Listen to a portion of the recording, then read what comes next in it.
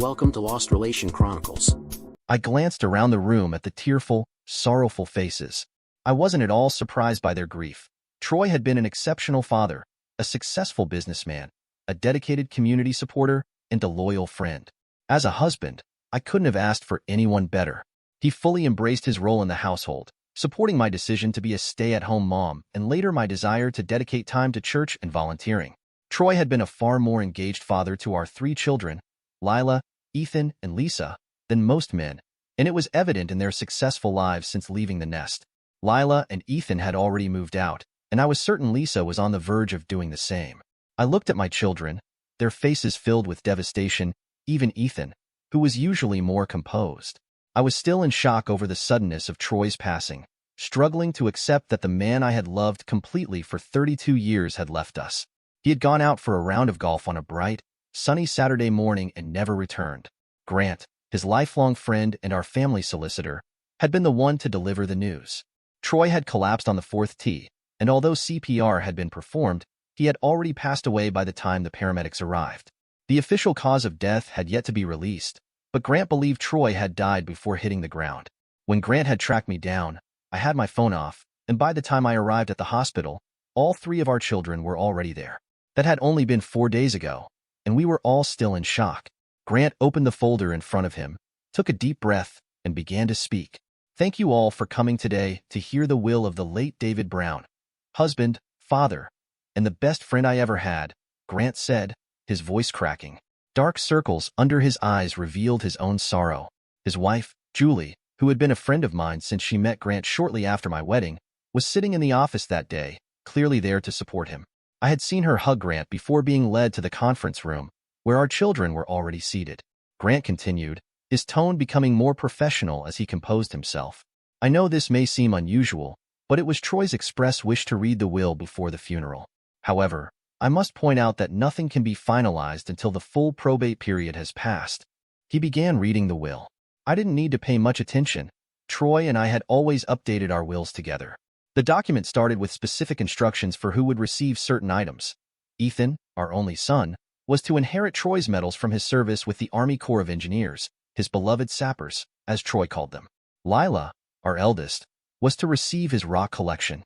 I tuned out, glancing at the somber faces of my children. Lila, at 30, seemed to be taking it all in stride, though she and Troy had always been close. When I had entered the room, I had left her alone as she stared at the wall, tears in her eyes. I remembered many conversations between her and Troy about those rocks. Lila had started a promising career in science, but it had taken a backseat when she unexpectedly became pregnant by her boyfriend of about a year. Fortunately, her boyfriend turned out to be a good guy, doing the right thing and marrying her. They've now been happily married for 5 years and have 2 beautiful kids, perfect for Troy and me to spoil. Ethan, at 28, had followed in his father's footsteps, becoming an engineer by day and an Army reservist in his spare time. How long he'd continue with that, though, was uncertain, as his wife of 2 years was 8 months pregnant with their first child. With Troy as his hero, I'm sure if it's a boy, they'll name him David. It breaks my heart that Troy won't be around to spoil his first grandchild bearing his surname. I looked at Ethan, who was staring intently at Grant. I felt for him. He looked like he had aged 5 years in the 4 days since his father's passing. Skin sallow, eyes red-rimmed. And then there was Lisa, my oops baby.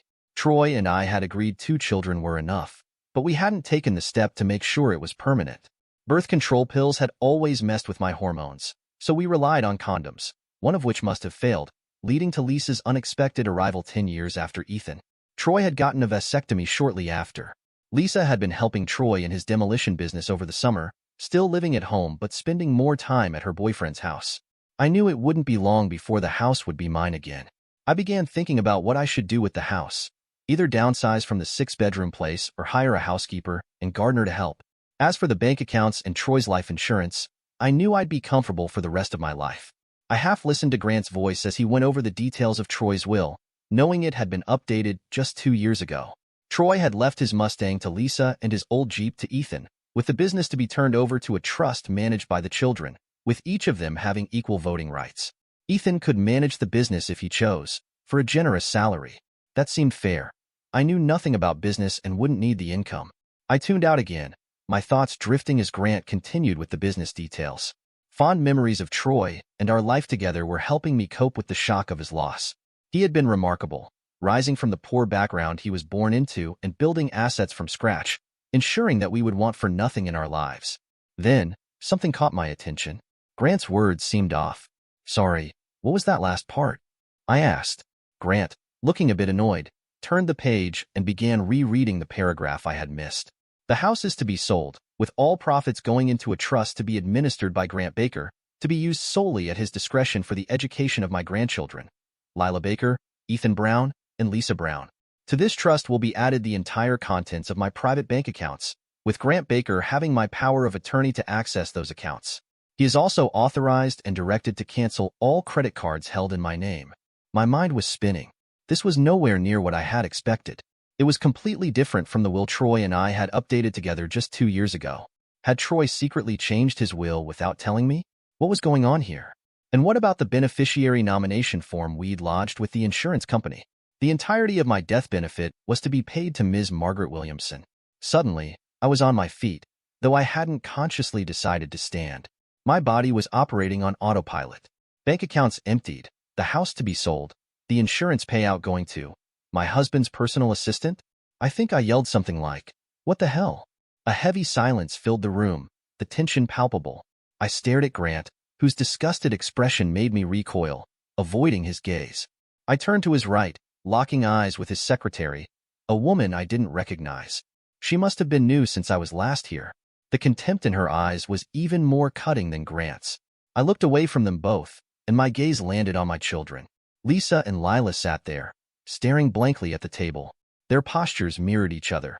Heads bent, shoulders tight, hands clasped in laps, knuckles white. Ethan was the only one who wasn't avoiding me. He wasn't just looking at me. He was glaring, his anger so intense it made me wish he would just look at the table like the others. Then, an icy thought struck me. Could they have known? In my last moments of clarity, before emotions took over, logic provided the answer my wishful thinking had been suppressing. Troy had known. He had told Grant and amended the will. That explanation made sense of the cold reception I had received upon entering this room. Grant must have briefed the children before I arrived. Call me a coward if you like, but I couldn't stay. I turned and bolted from the room. Julie was still at the reception desk, talking on the phone. A rush of relief flooded through me. Oh, how I needed a friend right now.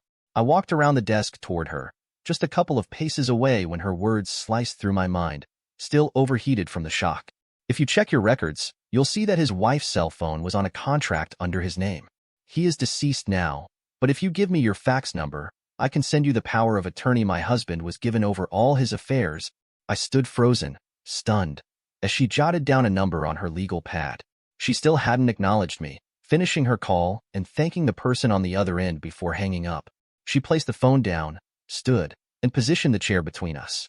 The look of disgust on her face was gut-wrenching. "Grant showed me some of the photos Troy left in a sealed envelope to show your children. You sicken me. I hope the intimacy with your young lovers was worth destroying one of the finest men I ever knew." With that, she turned and walked into the conference room. I stood rooted to the spot, her words echoing in my head, as she hugged her husband, who, if I wasn't mistaken, was trembling. No one looked at me. No one cared about the devastation I was feeling. More alone than I'd ever felt, I fled. Once outside, I heard the ping of a text message. It was from Grant, informing me that it was Troy's express wish that I not attend his funeral. I don't know how I made it home without completely losing it. I sat on the couch, stunned. I had thought Troy loved me with everything he had. Sure, our love life had suffered in the last 10 years, slowly dwindling to nothing. But we weren't spring chickens anymore, and after 32 years, who could blame us? Then I recalled something Julie had said earlier, her words cutting through my scattered thoughts. "I hope the intimacy with your young lovers was worth destroying one of the finest men I ever knew." Lovers, plural. Oh my God. Troy had known, not only about Victor but about Ryan too. No, he couldn't have. Ryan was years ago. In no way could Troy have stayed with me all that time without confronting me. He must have known only about Victor, and Julie had made a mistake in the heat of the moment. Yes, that had to be it. But even that knowledge had shaken Troy enough to cut me out of his will and, worse, tell my children. What kind of hate would drive him to such an extreme? It was all too overwhelming. I grabbed the bottle of gin and filled a highball glass, spilling some as my hands shook uncontrollably. The burn in my throat from the alcohol did offer some relief, calming me just a little. How could Troy do this to me? I still loved him. My God. Did Troy know I still loved him? Was that part of the problem, that he thought I was going to leave him? Now that I thought about it, he had become colder over the last year or so, but I had been too caught up in everything to notice the signs. I realized I had subconsciously rationalized his emotional distance as embarrassment over his problems. Tears welled up again, threatening to spill, but I blinked them away. I needed to think. I wondered how Troy had managed to live with someone like me for the past year and a half. The pain in my chest was so physical I pressed my hands to my ribs, as if it might stop my soul from unraveling. The fear and pain Troy must have felt, thinking I didn't love him or, worse, that I was planning to leave him. How else could he have set out to destroy me like this? Wrong, Troy. I screamed into the empty room. I never loved you any less. It was just the intimacy with the others. I never meant to hurt you, and I would never have left you. I collapsed back onto the couch, devastated, haunted by the thought that Troy had died without knowing the truth. My mind briefly slipped into a numb fog, self-preservation kicking in. Brenda, are you in there? It was my sister Mary's voice, the sound of gravel crunching underfoot and her yelling through the open upstairs window that broke me from my hung-over slumber. I was fully clothed, lying on the master bed. Staggering to the window, I squinted out before heading downstairs to let her in through the back door. She and her husband had been on a cruise for the last 10 days, and as far as I knew, she hadn't heard about Troy. Brenda, are you all right? I heard about Troy, you poor thing. Why aren't you answering your phone? Her questions overwhelmed me as I stood there, reminded of my loss. Without saying a word, I let her in, wandered over to the charger, and tried my phone. It was dead. I sank into one of the kitchen chairs, tears spilling over as everything came crashing back. Mary sat beside me and took my hands in hers. Oh my God, how could they leave you like this? Hang on, I'll call Lisa. Why isn't she here? Just as she reached for her phone, my loud no stopped her in her tracks. She sat there, waiting as I gathered the remaining pieces of myself, bracing for what was to come. The loss of my sister's respect along with everyone else's. Finally, I spoke. Do you remember that time about 11 years ago when Troy was doing that job for the coroner in the act? After that girl was killed during the demolition job? Mary nodded. I had been proud at the time that my husband was considered expert enough in his field to be called as an assistant investigator. He'd been away for almost 2 weeks. Well, damn, this was harder than I thought. Mary was my little sister, always looking up to me. There was this young guy, I began. He was on the same church committee as me, and we'd flirted a bit in the past. Mary frowned but stayed silent. Well, while Troy was in CRA, I agreed to go to dinner with him. Connor, his name was. He was in his late 20s and hot, if you know what I mean. The look of horror on Mary's face almost stopped me, but I took a deep breath and pushed on. I sought comfort in those memories from that time. I'm paying for my infidelity now, but twisted though it may sound, those memories of the fun I had straying from my vows are what I hold on to now, as though they somehow balance out the price I'm paying. Mary's face was pale, but I pressed on. Oh, Mary, Connor was big and energetic. He took me to his place, and he took me over and over. The guy was relentless, a battering ram of passion. I had so many good moments. Brenda, oh my God, stop. Are you here to unburden your soul or brag about the joys of extramarital affairs? At her sharp rebuke, I felt heat rush to my face. I apologized for getting off track and continued with a more detached recounting of my all-nighter with Connor, not staggering home until the following day. Mary was shocked by my betrayal of Troy in a drunken mistake, but her surprise deepened as I went on to explain that once I had quieted my conscience, I'd gone back for more, again and again. I only stopped when Connor had been blinded in a freak accident at the school where he taught chemistry. He was working alone in the lab when a glass container he was heating exploded. The combination of shattered glass and corrosive liquid from the flask destroyed both his eyes. He had only been wearing glasses, not the required face shield. After that, I lost contact with him. Mary sat there, stunned, as she processed what I was saying. So when did your affair end? She asked. The affair ended a little over 10 years ago, I replied. The weight of that sentence hung between us. That affair? She asked. Yes. Oh, Mary, you wouldn't believe how a girl's ego gets boosted at our age by having someone on the side. Someone young, attractive, and energetic, if you know what I mean. I fell into an embarrassed silence, praying Mary wouldn't press me on what her expression was clearly suggesting. I imagine, she said, judging by the smug look on your face, that the sense of superiority you got from pulling the wool over Troy's eyes was part of the reason. Mary, I sighed. I've always known you were smart. You're proving it again. I often wondered if part of my drive to find a replacement for Connor a little over a year after his disfigurement was because of the deep sense of inferiority I felt compared to Troy. I recalled that time. Sure, I wasn't a successful businessperson like Troy, but I was a brilliant parent. But then I remembered, it struck me as if it was just yesterday. Troy was both a brilliant parent and a successful businessman. Deep down, I knew that was likely the root of everything I'd done. I don't know. Maybe, I muttered. I certainly didn't want to hurt him, but you went out and found someone else, didn't you? She pressed. I looked down at the table, my shame palpable. Yes, I admitted.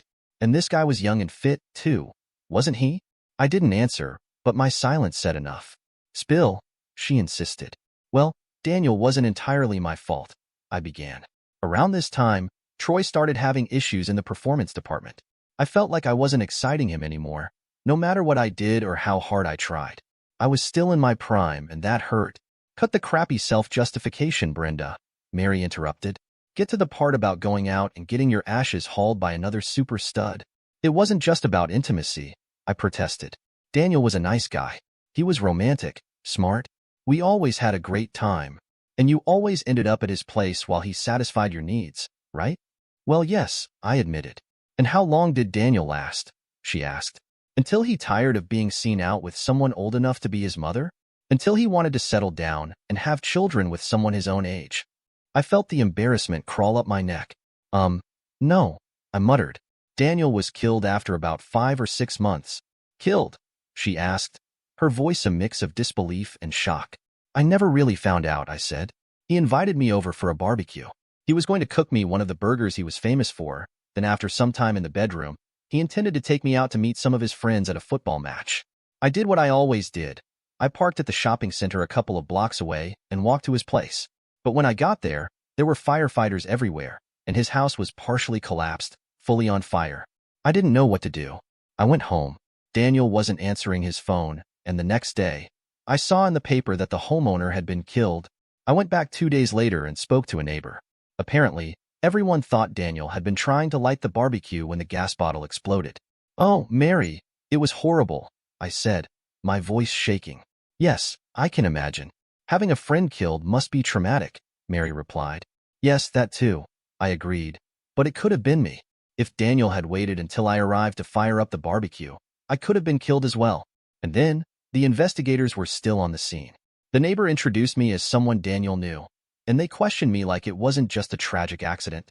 I kept telling them I couldn't help, but I lived in constant terror for the next few months, afraid they'd find something out and somehow Troy would discover everything. Mary looked at me, a bit disapproving. Don't look at me like that, Mary, I said. I know you think I'm a serial adulterer, and maybe even that I'm selfish, but I only wanted to protect Troy and my family from the fallout. I fell silent, lost in the fear I had lived with for those months. So, did you go back to being a dutiful wife and mother after that? Mary asked. I hesitated. Part of me wanted to stop the confession right there, but I couldn't. The fact that I didn't know my husband nearly as well as I thought I did, especially considering he had somehow known about my affairs for God knows how long, shattered me. I was a Christian, but not a Catholic, so I couldn't find solace in a confessional, and the thought of unloading on a stranger was unbearable. About 3 years, yes, I said, pausing. Mary gave me a deadpan look. Mary, I don't think it was all my fault. Troy's erectile dysfunction got worse and worse. He tried, but he never made it past half-mast, if you know what I mean. And that changed him. He withdrew emotionally from me. It was horrible. I bought lingerie, tried talking dirty, but nothing worked. He started staying late at the business, working weekends. He was still great with the kids, but it felt like being with me embarrassed him or something. I paused, taking a deep breath. And then there was all the pleasure I was missing out on, especially in the bedroom. All those young, well-built men seemed to have a hold on me, so I went out and found a replacement for Daniel. His name was Jerome. He looked like a real stud, muscles on top of muscles, but I have to say, he was a little disappointing. He'd done steroids at one point, and I think that shrank his well, you know. It only lasted 6 weeks or so, and I was planning to break up with him, but before I could, he disappeared. Disappeared? Mary asked. Yes, I said. I went to his house one day, and it was empty, packed up and gone. Between you and me, I thought he had some genuine feelings for me. He could have at least called to say goodbye, but no, he just left without a word. I haven't heard from him since. I paused again, letting the words settle. After that, I hooked up with Ryan, I said. He was the best of them in bed, though. He couldn't really make love to a woman, if you know what I mean. He just took me whenever he wanted to. Oh, Mary, you wouldn't believe how good that made me feel. It was like being back in high school. Mary gave me another look of disgust, prompting me to skip some of the details. Ryan was a bad boy, or at least, he tried to appear that way. He said he ran with tough men in Melbourne. I thought he was full of lies until, well, he started getting more demanding. He said my insistence on keeping things private was cramping his style and insisted we go out in public with his friends. I only went once, to a bar on the other side of town, but I spent the entire time terrified someone I knew would see me. Plus, he started pushing for us to stop using protection. I didn't want to risk my health like that, especially knowing Ryan had other women on the side. I tried to break it off, but I just couldn't. I had grown addicted to the intimacy. I think I called him a week or so later, and he must have missed me as much as I missed him because he agreed to let me come over to his place the following Friday.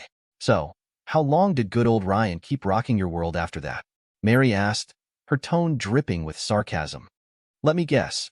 When you showed up at his place on Friday, all his buddies were there waiting for you? My dejected expression seemed to soften Mary's sarcasm slightly. I painfully remembered that time. No, I said quietly. I never went to his place that Friday. His sister, who I had become friends with, called me the night before and asked if I'd seen the news. I hadn't. Turns out, Ryan had been killed in a car bombing. He really was mixed up with the wrong crowd. There was a turf war going on with local drug dealers.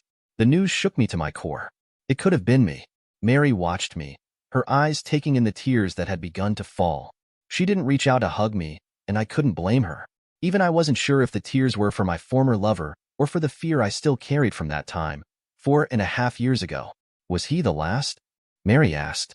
Now came the hardest part, the confession I hadn't yet found the courage to fully face. Now Mary would know that, while my husband was receiving CPR on a golf course, I had been in bed at a seedy motel with my latest lover, happily wrapped up in the moment. My phone had been safely tucked away in my car, parked at a shopping center, which is why I was one of the last to know I had become a widow. No, Mary. Sadly, Ryan wasn't the last, I said, my voice breaking. God, this is hard. I was faithful for over 2 years this time. Then I met a new guy, someone from the church committee. Victor, not Victor Smith?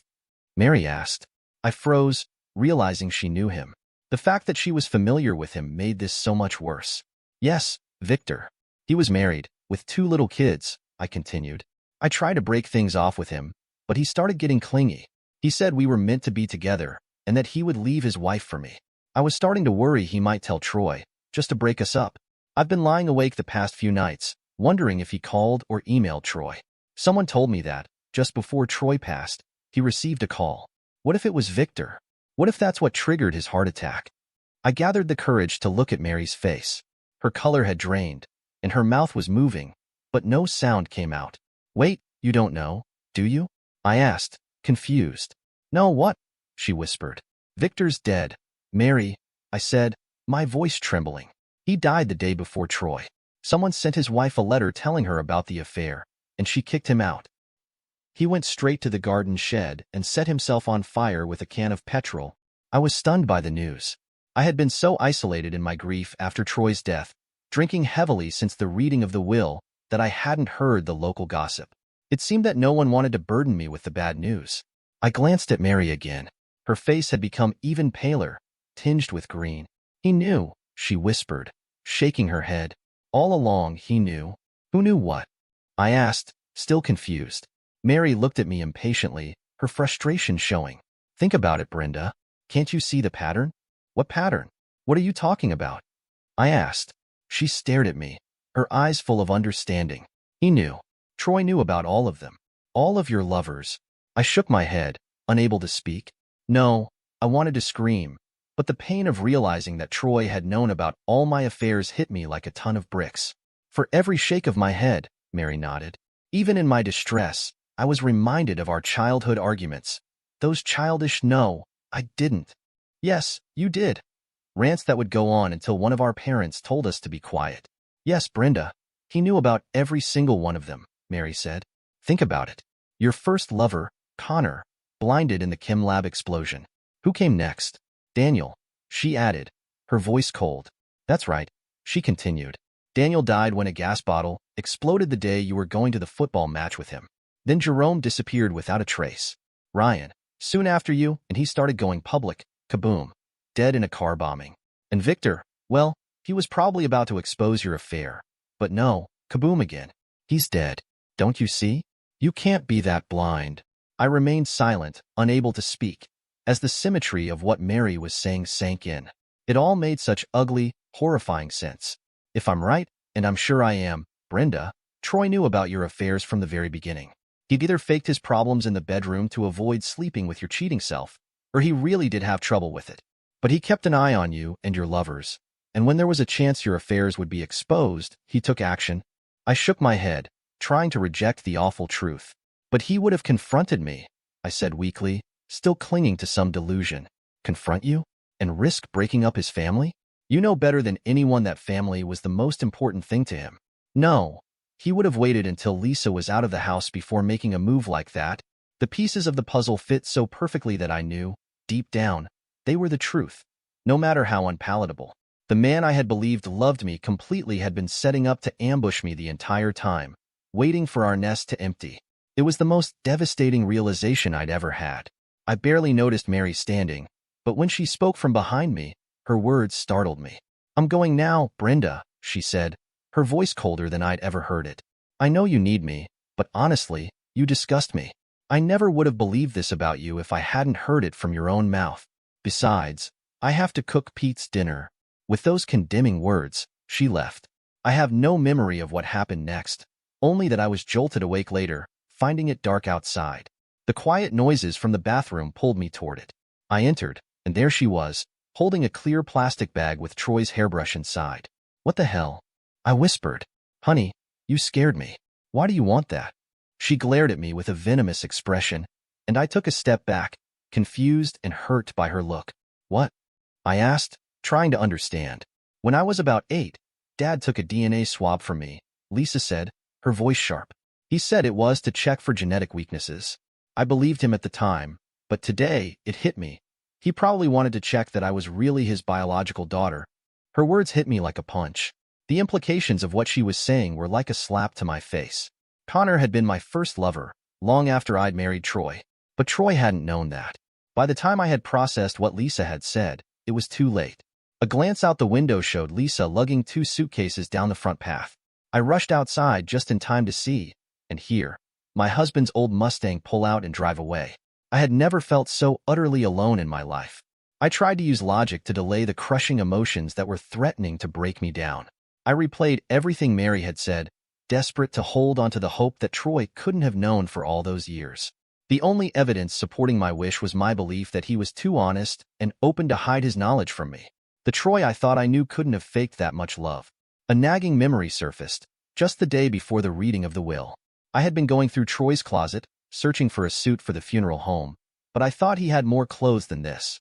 Jumping up from the couch, I rushed upstairs to the master bedroom and flung open the closet doors again. Sure enough, the remaining clothes were scattered on hangers, creating the illusion of bulk. In that moment, I realized with shock that Troy had been quietly moving his clothes out of the house. It hit me.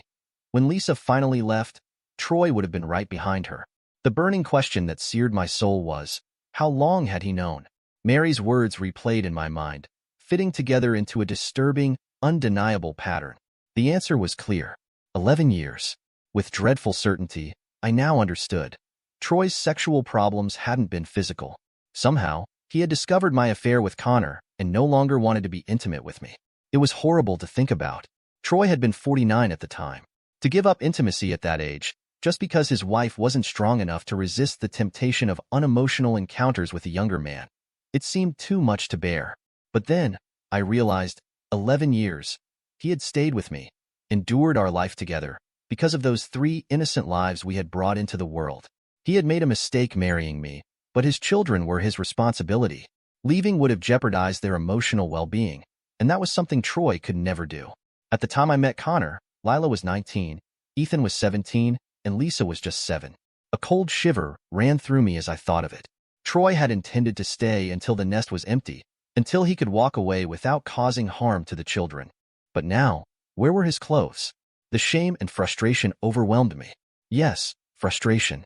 I had taken extraordinary precautions to keep my affairs hidden, but now, in hindsight, I could see Mary's logic. He must have known about Connor somehow. The timing of his sexual problems pointed to it. If he had confronted me, the facade of a happy family would have shattered. The children's welfare would have been compromised. Unable to vent his anger at me, would he have turned it on Connor? I couldn't reconcile the Troy I knew with someone capable of harming another person. It was easier to convince myself that Connor's fate was just an unfortunate accident, as I had always believed. But once it became clear what I was capable of, I realized it was exactly in Troy's nature to watch for patterns and make sure there were no repeat occurrences. What had he felt when he discovered Daniel? Devastation. No word could fully capture it. My soul cringed at the thought of him silently tracking my movements, maintaining a rigid facade for the world, burying his disappointment in me, hoping I wouldn't expose myself and reveal him for what he was. A man silently suffering while watching his wife betray him. If Mary was right, and I knew, deep down, she was, Troy had been monitoring me closely enough to know when Daniel and I were about to reach a point in our relationship where the chance of discovery was high. To protect his family, he acted. But could he kill? I couldn't believe it. More likely, the gas explosion had been intended only to maim, like Connor's accident. The 3-year break after Daniel must have been a relief for Troy, but the ongoing avoidance of intimacy made it clear. He had already passed the point of forgiveness. Then, the shock and disappointment when he discovered Jerome. The loneliness of hearing, seeing, and reading all the evidence of my betrayal, with no one to confide in, must have been unbearable. I had been careless with Jerome. We'd been indiscreet, doing it in the office and at the gym. And just before Jerome disappeared, it all fell into place. The pattern that Mary had seen immediately. How had I missed it? Troy had ignored the threat to his family until the chance of exposure became imminent. Did Jerome just disappear? Or did Troy make him an offer he couldn't refuse, to vanish without a trace? I wondered what Troy must have thought when Ryan came into the picture with such sudden urgency. Had Troy been present in the bar the night I went out with Ryan publicly for the first time? Was he sweating with the fear of exposure? Was I the only one nervously scanning the bar, watching for familiar faces, for lingering stares? If only Troy had known my resolve to never go out publicly with Ryan again, or to insist on protection. Maybe, just maybe, I could have spared his soul from the tarnish of murder for the second or third time. The 3-year break between Ryan and Victor must have been a relief for Troy. Did he hold on to the hope that he could make it to an empty nest and escape without another casualty? By that time, did he have someone to share in the decision of whether Lisa was old enough to remain emotionally unscarred if he revealed my shame and tore the family apart? I knew Victor well enough to be certain he wouldn't have felt guilty enough about the destruction of his family to take his own life, as they claimed he did. The agonizing moments he spent before walking into the shed and Troy's trap were too painful to imagine. For once, I wished and prayed there was no afterlife. Troy deserved a long, happy one. But after everything I had put him through, the logic and theories made too much sense. After 3 large glasses of gin, the only thing that didn't quiet my mind were thoughts of Troy's loneliness throughout it all. My frustration grew as I realized I would never know when he first saw through my act. How exactly had he figured it out? And when had he started lying when he said, "I love you"? The bottle of gin was empty, and as my shame twisted into a terrible conscience, I came to a painful realization. I was the one who killed or maimed those men, not Troy. Troy had only been the instrument. If I had been strong enough to keep my legs together, or at the very least discreet about my affairs, every one of my ex-lovers would still be alive or whole today. Gutted, I finished the gin and reached for the bourbon. 3 days later, still drunk, Ethan called to remind me not to attend his father's funeral. I sensed he was the one who'd drawn the short straw. After telling me this without emotion, he hung up. A glutton for punishment, I went out to the front step to grab 3 days' worth of newspapers. There it was, Troy Brown's funeral at 3 p.m. today, open to all, but the burial was private. I may not have been sober enough to drive, but I did it anyway, not wanting to cause a scene. I stayed far from the graveside and watched from a distance. I couldn't miss the opportunity to feel Troy's spirit and offer my apology, to ask how he discovered my affair with Connor. A bottle of something sweet and sticky kept me warm as I watched Marge, Troy's longtime PA, playing the grieving widow. It hurt like hell, especially when I saw my 3 children comforting her. I realized they knew there was more between her and Troy than anyone let on. The woman dramatically sank to her knees as the coffin was lowered, and Ethan helped her up, supporting her as the last to leave the graveside. I shivered and moved closer, ready to say my goodbyes. Just as I closed my eyes, hoping to sense Troy's spirit, I heard an awful scream behind me. I turned to see Margaret charging at me, her fingers clawing at the air. I stepped back as she was subdued and led away by Ethan and Lisa. Lila lingered behind, about to leave without saying anything when I spoke up. "What's that woman complaining about? She's got millions of my dollars from Troy's life insurance. That woman kept my father alive in his last years." Lila gave me a hard look. "You can't be this stupid, can you? She blames you for taking the love of her life away. She only admitted to Dad a few years ago that she had feelings for him. Their relationship was platonic until you started cheating with that Victor guy. She says it took ages before he was willing to be with her, and she believes you destroyed his sexual confidence. She said he had real performance problems with her.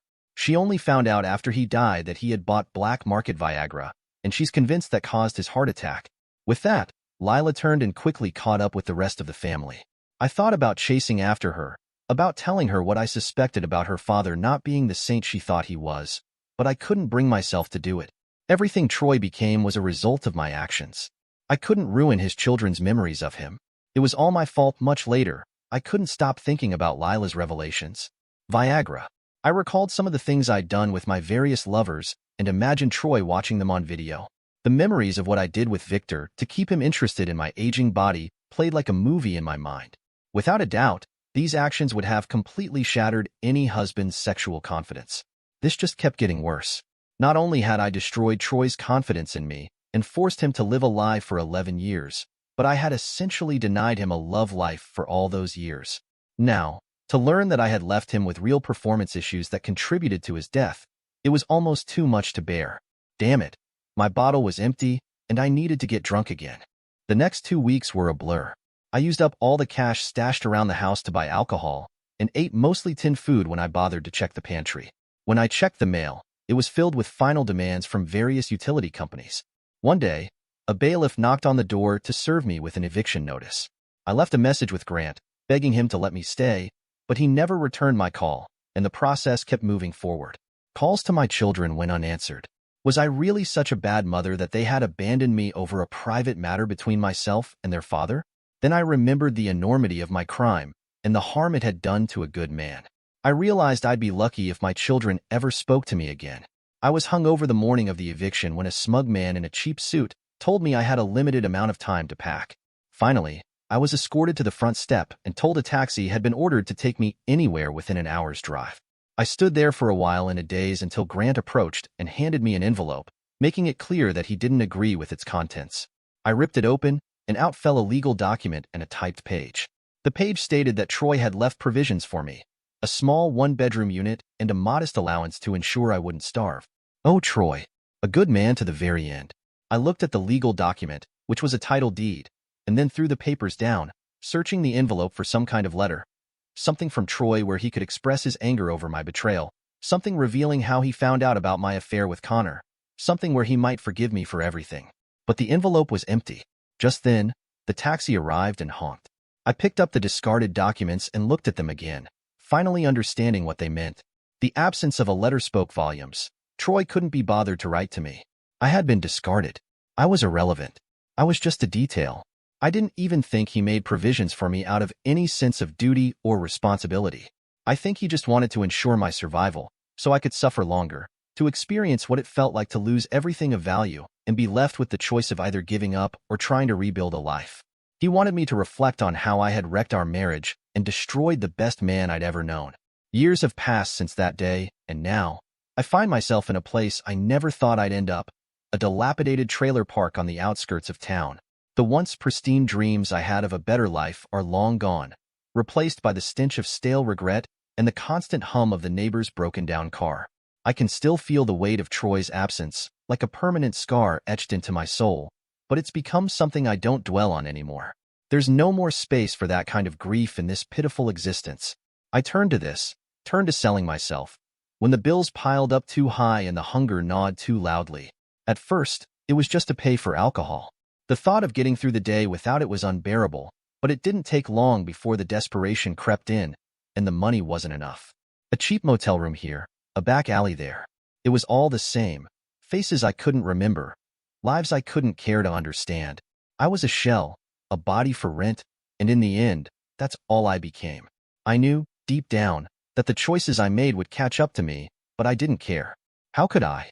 How could I when every time I looked in the mirror, I only saw the wreckage of everything I had destroyed? It was easier to numb it, easier to surrender to the darkness. I didn't have to feel the guilt or the shame anymore. Not when the money was flowing, not when I could escape for a moment. But the escape was fleeting. A few months ago, I started feeling sick. First, it was the weakness, then the fevers that came in waves. I thought it was just another one of my reckless habits catching up with me. I couldn't be bothered to care enough to see a doctor at first. But when the sores appeared, when my body began to betray me in ways I couldn't deny anymore, I knew. I had it. I contacted AIDS. There's no miracle cure coming for me. No more running away. It's slow, but it's happening. The weight loss has already started. My bones ache like they're hollowing out from the inside. I've stopped drinking so much. My liver isn't as cooperative anymore. But the pain is worse than the hangovers, and I can't escape it. Not this time. I've reached the end of this road, and it feels like the last chapter of a story I don't want to finish, but it's already been written. I try to hold on to the scraps of dignity I have left, but there's not much left to salvage. There are nights I think about how it could have been different, if I hadn't been so weak, so selfish. But I push those thoughts away, because they don't matter now. What matters is the hollow emptiness that fills me up when I think about the people I've lost and the life I could have had. I'll die here, in this trailer park, far from the person I used to be, far from any kind of redemption. Just another forgotten soul among the others, fading away quietly, without anyone noticing, without anyone caring. Dear listeners, please share your thoughts in the comments section below, and don't forget to like, share, and subscribe.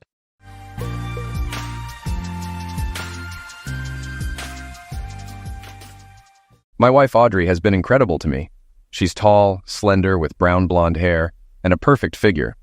When we first met, her eyes lit up like a child on Christmas morning. I'm 6'2" and was on the swim team in school, so I have a swimmer's body. Our friends always joked that our constant smiles gave away our feelings for each other. The lovemaking was amazing. For the first 2 years, we met just for that. Everything changed when Audrey made a mistake with Brad, a 6'10" basketball player. I got bombarded with messages and pictures of her and Brad from a party, where they ended up kissing and disappearing into his room. The next day, I confronted her and she admitted everything. She had gotten drunk and made a stupid mistake, insisting she loved only me and was sorry. Most of our friends said it was a one-time thing and that I should forgive her. After 2 weeks of anger, I did, but I warned her it was her only chance. Looking back, those who told me to forgive her ended up in bad relationships, while those who said to leave her are happily married. I became a programmer, and Audrey got a job as an administrator. We married and had 2 kids, Matt and Marcy. Life was good until Audrey started working in real estate, leading to long hours and less closeness. Remembering her past mistake, I installed monitoring software on her phone and a recorder in her bag. Soon, I discovered she was having lovemaking with a guy named David. Heartbroken, I clung to the fact that their conversations lacked affection. I tried to win her back by cooking her favorite meal, dressing the kids nicely, and showing her more attention. She seemed receptive, and I felt hopeful. I sent her pictures of the kids and expressed my love whenever I saw her messaging David. I was thrilled when she told David she couldn't meet him. On Friday night, I asked my brother and his wife to babysit the kids and took Audrey to a 5-star restaurant for dinner and dancing. That night, we tried to break our record for the most lovemaking in one evening. We didn't, but it was fun trying. The next day, we picked up the kids and spent the whole day at the water park. Life felt good, and I thought things were working out. However, Audrey's text to David on Wednesday morning shattered my heart. "Looking forward to seeing you. I missed you." I realized she was a liar and everything I believed about her was false. I decided not to listen to her excuses or let her deceive me anymore. Audrey had betrayed me and the children, even if she hadn't formally ended things with us. I saw David's face when I activated the camera on Audrey's phone using the monitoring program. He was a colleague of hers whom I had met at her office. Realizing violence wasn't worth it, I decided to remove Audrey from our lives, exploit her double life, and seek primary custody of the children. I would show everyone how she chose her lover over us. The following week, there was a concert by Marcy's group. I moved a reminder on Audrey's phone calendar to the day after the event.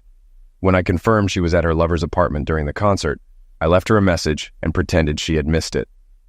Marcy was upset, but I reassured her that adults sometimes get busy with work. Audrey's late arrivals were becoming the norm. When we got home, she smelled freshly showered, despite still being in work clothes. She tried to make amends with Marcy, who eventually forgave her, but insisted she couldn't miss the next concert. I wondered if Audrey was genuinely remorseful, or just afraid of being exposed. I noticed Audrey and her lover meeting at a small restaurant known for its Scotch eggs. I mentioned this to my father-in-law and made a reservation for Wednesday, the day they usually went there. Ensuring Audrey was still in the office, I headed to the restaurant with my in-laws. We arrived a few minutes after her, and I saw Audrey sitting in the back with her lover. "Do you want to sit in a booth or at a table?" I asked loudly. Audrey's head shot up, eyes wide, and she quickly moved away from her lover. He looked puzzled until he saw us and tried to shrink in his seat. As we were seated, Audrey rushed over. "Mom and Dad, what are you doing here?" "We heard about the amazing Scotch eggs and decided to try them." Dad smiled, happy to see Audrey. He leaned in for a hug. "Audrey, they're really great. Why don't you join us?" "My colleague and I are sitting right there." Audrey pointed to a booth where her lover was waving, his face red. The smiles on my in-laws' faces disappeared. "We wouldn't want to disturb your business lunch," my mother-in-law said, staring at the lover. "No problem," Audrey said enthusiastically. "We're just grabbing a quick bite before heading out to show a property." It was a tense lunch. After the lover shook hands with everyone, Audrey did most of the talking. My mother-in-law frowned at her food, and my father-in-law stared at the lover without saying a word. I asked simple questions like, "How long have you worked here?" And "How is a nice guy like you still single?" My favorite was, "Audrey, you should introduce your sister to him. If it works out, we could be related." Audrey's smile was tense. The lover finally said, "No thanks, I have a girlfriend." "Oh, is it someone we know or a secret?" I asked. "She's in a bad relationship and trying to get out of it."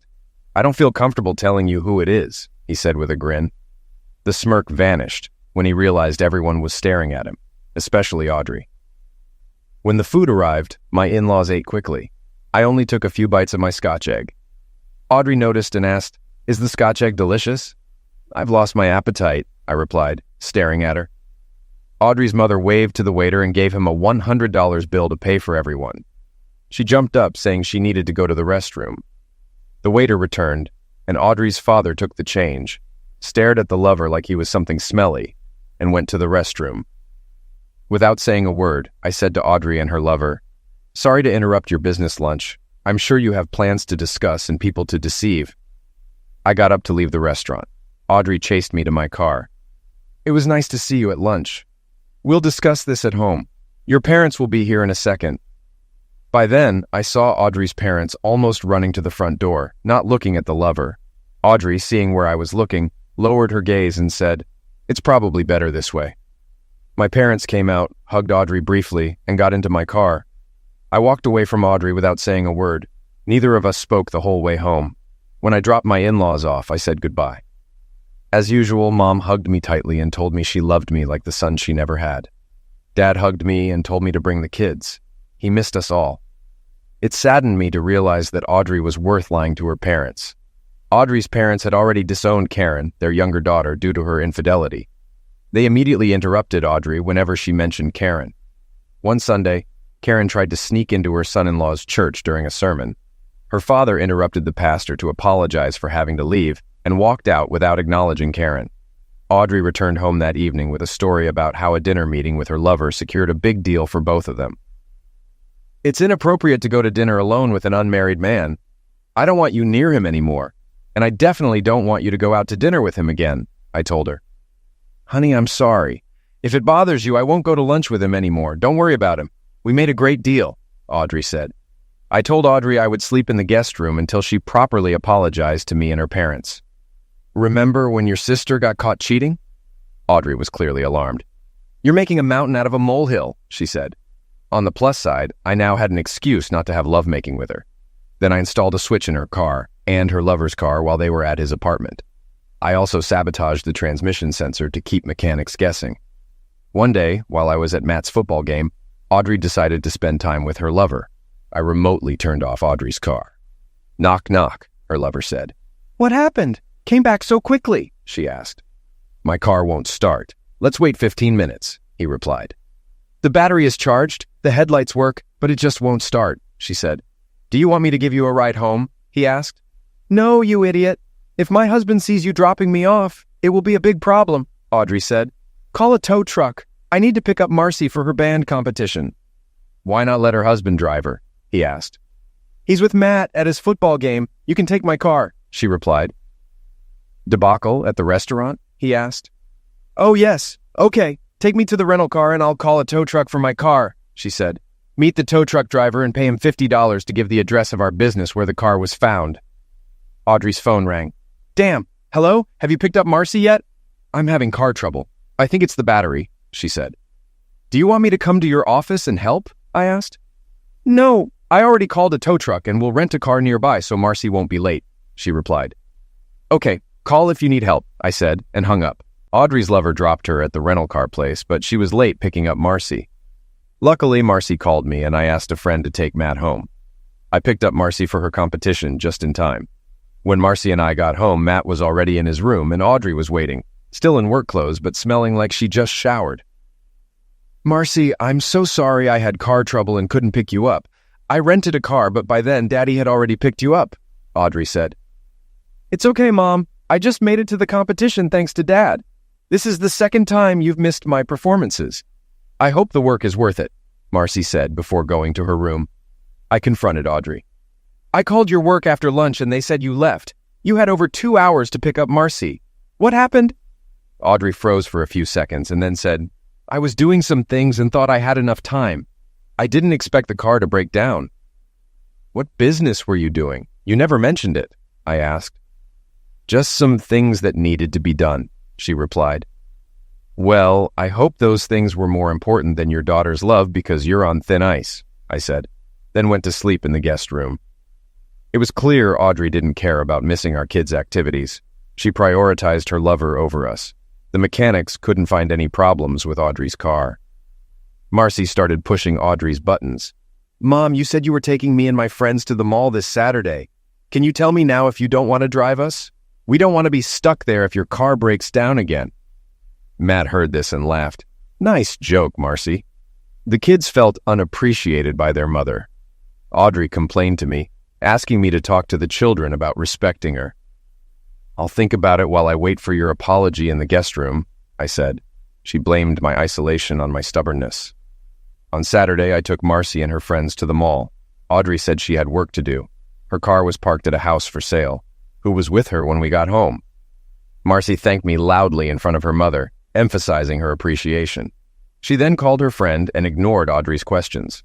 Audrey looked like she wanted to complain, but I started giggling, took my drink, and locked myself in my office. Audrey, still in work clothes, smelled like she had just showered. She likely had lovemaking in a house she was selling. I hope she at least changed the sheets. Matt's birthday was coming up, so we rented 6 lanes at a bowling alley for friends and family. Finding a place without a Wednesday night league took some effort, but I managed. When I told Audrey, she looked uneasy. I said I'd take the kids and their friends while she picked up the cake and candles. We'd eat pizza, open presents, and bowl. The week before, I sabotaged her lover's car 3 times to prevent their meetings. They rescheduled for Tuesday, so I broke his car again. After it was fixed, I saw Audrey's text on Wednesday. "Looking forward to seeing you a little later in the afternoon." Her GPS showed her heading to his apartment. She had time to have fun, get the cake, and come to the party. I rented a car with a big trunk for a special plan. Confirming Audrey was at her lover's apartment, I placed a covered cage at the front door. I used a door ram to smash the door, then activated a taser on the metal cage, releasing an angry skunk into the apartment. I quickly left. Listening through Audrey's phone, I heard screams and her lover telling her to call the police. I blocked her phone. The lover finally called the police, saying a wild animal was in his apartment. The police arrived, guns drawn. The skunk attacked, causing them to scream and vomit before closing the door. It took hours for animal control to capture the skunk. Afterward, 2 smelly police officers questioned Audrey and her lover. 2 more officers arrived, but quickly left due to the smell. "Who's the owner here?" an officer asked. "I am," the lover replied. "Who are you?" the officer asked Audrey. Just visiting, she replied. Do you have ID? The officer asked. Is this really necessary? I just got attacked by a skunk, Audrey said, showing her ID. How do you know him? The officer asked. We work together, Audrey replied. What were you doing here? The officer asked. Picking up documents, Audrey said. After confirming their identities, the officer asked, Why was there a skunk in the apartment? It was a birthday present, the lover started, but Audrey interrupted. Did you buy an adult skunk for your boyfriend? The officer asked. He's not my boyfriend, Audrey said. Stop lying. Why did you buy an adult skunk as a present? The officer pressed. I didn't. I bought a young skunk. He told me he loves skunks, so I surprised him. But it turned out to be an adult, and it attacked him, Audrey said. The skunk must have been expensive, the officer said. Not too much, Audrey said. Do you buy expensive pets for all your co-workers or just your boyfriend? The officer asked. Audrey didn't answer. What about the broken door? The officer asked. I broke it yesterday and didn't have time to fix it, the lover said. The officer must have stared at them for a minute before saying, I know this is all a lie, but I can't stand this smell anymore. You and your boyfriend can leave because you both smell worse than us. I'm not contaminating my car with that stench. With that, they left, slamming the broken door loudly. What the hell was that? The lover asked. Audrey, always sharp, replied, We couldn't tell them someone broke down your door and released a skunk in your apartment. Why not? He asked. Because then they would ask my husband if he did it. He already knows. If not, they would tell him I was here, Audrey said sweetly. Be honest, how many other women do you see? No one, the lover replied indignantly. When was the last time you slept with another woman besides me? Audrey asked. About a month ago, he muttered. You've been sleeping with her this whole time, Audrey asked. There was another one 6 months ago, he said quietly. Did their husbands find out? Audrey asked. Why do you think they were married? He asked. Because I know what turns you on. Now answer, Audrey said. Yes, both, he replied. Did they know it was you? Audrey asked. Not sure, he replied. Great. Now I'm sure lying to the police was the right choice. This is likely revenge from one of their husbands. I'll find out if my husband did it, Audrey said. Audrey's phone rang. Hey, Audrey, have you picked up the cake yet? I asked. Damn, I'm stuck at work. Leaving now, she replied. Don't let Matt down, I said. I'm on my way, she replied, and hung up. Audrey showered, dressed, and left. I stopped her car halfway to the store. After the fourth attempt, it started. It broke down 3 more times, but she finally made it. She arrived late at the bowling alley. When Audrey walked in with the cake, we all covered our noses and coughed. Matt asked his mom to just go home after the party. On the way home, Matt asked, Why does Mom always miss our events? She tries to do what's best for the family, but sometimes it's hard to be in 2 places at once, I replied. But you're always there for us and make more money, Matt said. I have a more flexible schedule, so it's easier for me to be with my favorite skunks, I said. It's not funny, Dad, Marcy said. It'll be funny when you tell your friends at school tomorrow, I replied. We had to throw away the smelly cake, which the kids found funny. I was glad to sleep in the guest room that night. A few days later, I saw Audrey sniffing the upholstery in my car. She looked like a mouse searching for cheese. I followed her upstairs and recorded her sniffing my shoes. I never asked why her car didn't smell like a skunk. 2 Saturdays later, I told everyone I needed to go to the hardware store. No one wanted to come, so I went alone to the lover's apartment. His car was there. I knocked on his door. How can I help? He asked. Actually, I think we can help each other. I'm Audrey's husband. Can I come in? I asked. His face paled as I pushed past him and sat at the kitchen table. I invited him to sit with me. The place smelled like fresh paint and skunk, with all new furniture. I know you've been with my wife Audrey for over 6 months, I said.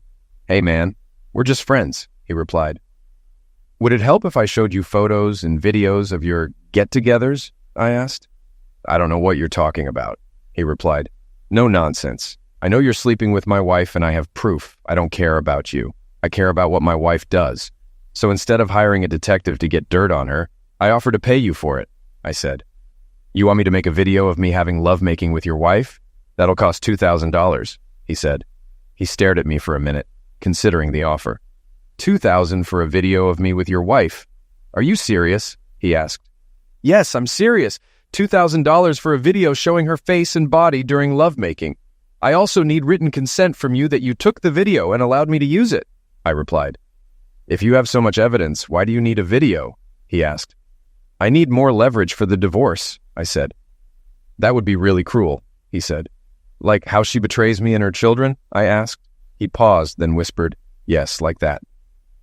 $2,000, and I won't tell the other husbands about their wives. I'll even pay for a spa day for you and Audrey at a hotel, I offered. He looked at me carefully. Make it $3,000 and we have a deal, he said. Great, don't tell Audrey. I'll arrange and pay for the spa and hotel. The Monday after, I'll call to set up a time to get the video and pay you in cash. All clear? Yes, he replied. Make sure her face is visible in the footage. I'll send the consent form today and call you Monday, I said, then left and continued my shopping. On Wednesday evening, I told Audrey, I have a conference this Saturday. Is that a problem? No, it looks like it will be a relaxing weekend. Have fun, she replied. On Monday night, I called her lover and picked him up. I didn't want to be recorded. I took him to a quiet rest stop, checked him for any recording devices, then let him back into the car. Do you have what I need? I asked. Yes, he replied, handing me a flash drive. I checked it on my laptop. This is exactly what I needed. Do you have the consent form? He handed me an envelope, which I verified. I took a photo and sent it to myself. I then handed him an envelope of cash. He counted the $100 bills twice, smiling. If you need another video, let me know. Easiest money I ever made, he said. On Tuesday, I told my brother and his wife what was going on, showing them a short video, photos, and a list of Audrey's dates, highlighting missed family events. I did the same for Audrey's parents and my parents, asking everyone to ignore Audrey until I gave the okay. On Wednesday, while Audrey was with her lover, I explained to the kids what was happening. Mom is infatuated with another man, and I'm not sure if she still loves me, I said. They asked if we would get a divorce. I said we would discuss it with their mother. She's at her boyfriend's house today. They both shouted, Is she there now? Yes, I replied, showing them the GPS tracker on her car outside his apartment. Marcy asked, Is this why Mom misses our events? I showed them the dated list with missed events highlighted. I also showed a time-lapse tracker of Audrey's whereabouts on Marcy's concert and Matt's birthday. They cried when they saw what time she left the office and her lover's apartment on Matt's birthday. Damn that skunk, Marcy said. I told them, the most important thing is that I love you both. This is a problem between your mother and me, and we will do everything we can to remain a family. After half an hour of crying, hugging, and talking, Audrey walked in. Seeing our expressions, she looked worried. What happened? She asked. Children, go to your rooms while Mom and I talk, I said. They hugged me, gave Audrey a hostile look, and went to their rooms. When the doors closed, I asked Audrey to sit. What's happening? She asked, trying to stay calm. Audrey, I know you're having an affair. Oh God, no. That's not true. I would never cheat on you. Why would you say that? She said, tearing up. If you won't tell me the truth, this conversation is over, I said firmly. This must be a mistake. Someone thought they saw something that wasn't true, she replied, trying to sound convincing. Okay, we're done for today. Think about what you're doing to this family. We'll discuss this tomorrow. Until then, don't talk to me or the kids, I said, heading to the guest room. Audrey followed me, insisting, You are wrong. I would never do that. I closed the door in her face and she fell silent. I heard her talking quietly through Marcy's door, pleading, Marcy, what did Daddy tell you? It's all a mistake. Please open the door so we can talk. Marcy texted me and Matt, Can you make her go away? I'll try, but she just denied the affair, so there's no point if she's lying, I replied. Perhaps you're mistaken, Marcy wrote back. I have pictures of them unclothed together, I replied. Oh, was all Marcy texted. I opened the door, and Audrey looked at me, her eyes pleading. Please leave the children alone until we resolve this. You're making it harder for them, I said. But I want to know what you told them, Audrey insisted. I told them the truth. You have another man. This is between us until we sort it out. Leave the kids alone, I said. Audrey went to her bedroom, crying all night. The next day, I was at the kitchen table waiting for Audrey when she came home. The children were with friends. Audrey, please sit down, Audrey sat. Have you thought about what you're doing to your family? I asked. She nodded. Are you ready to talk honestly about your affair? I asked. She nodded again. So what do you have to say? It's all a misunderstanding? I asked. Yes, I had an emotional connection. We had lunch several times, but that's all. I love only you, Audrey said. If you lie, this conversation is over. We'll talk Saturday at 9. The children will stay with my parents. Think about what you're doing to this family, I said, leaving for the guest room. On Saturday morning, I had breakfast with the kids at Audrey's parents' house. When I returned, Audrey was at the kitchen table. Are you ready to talk honestly? I asked. She nodded.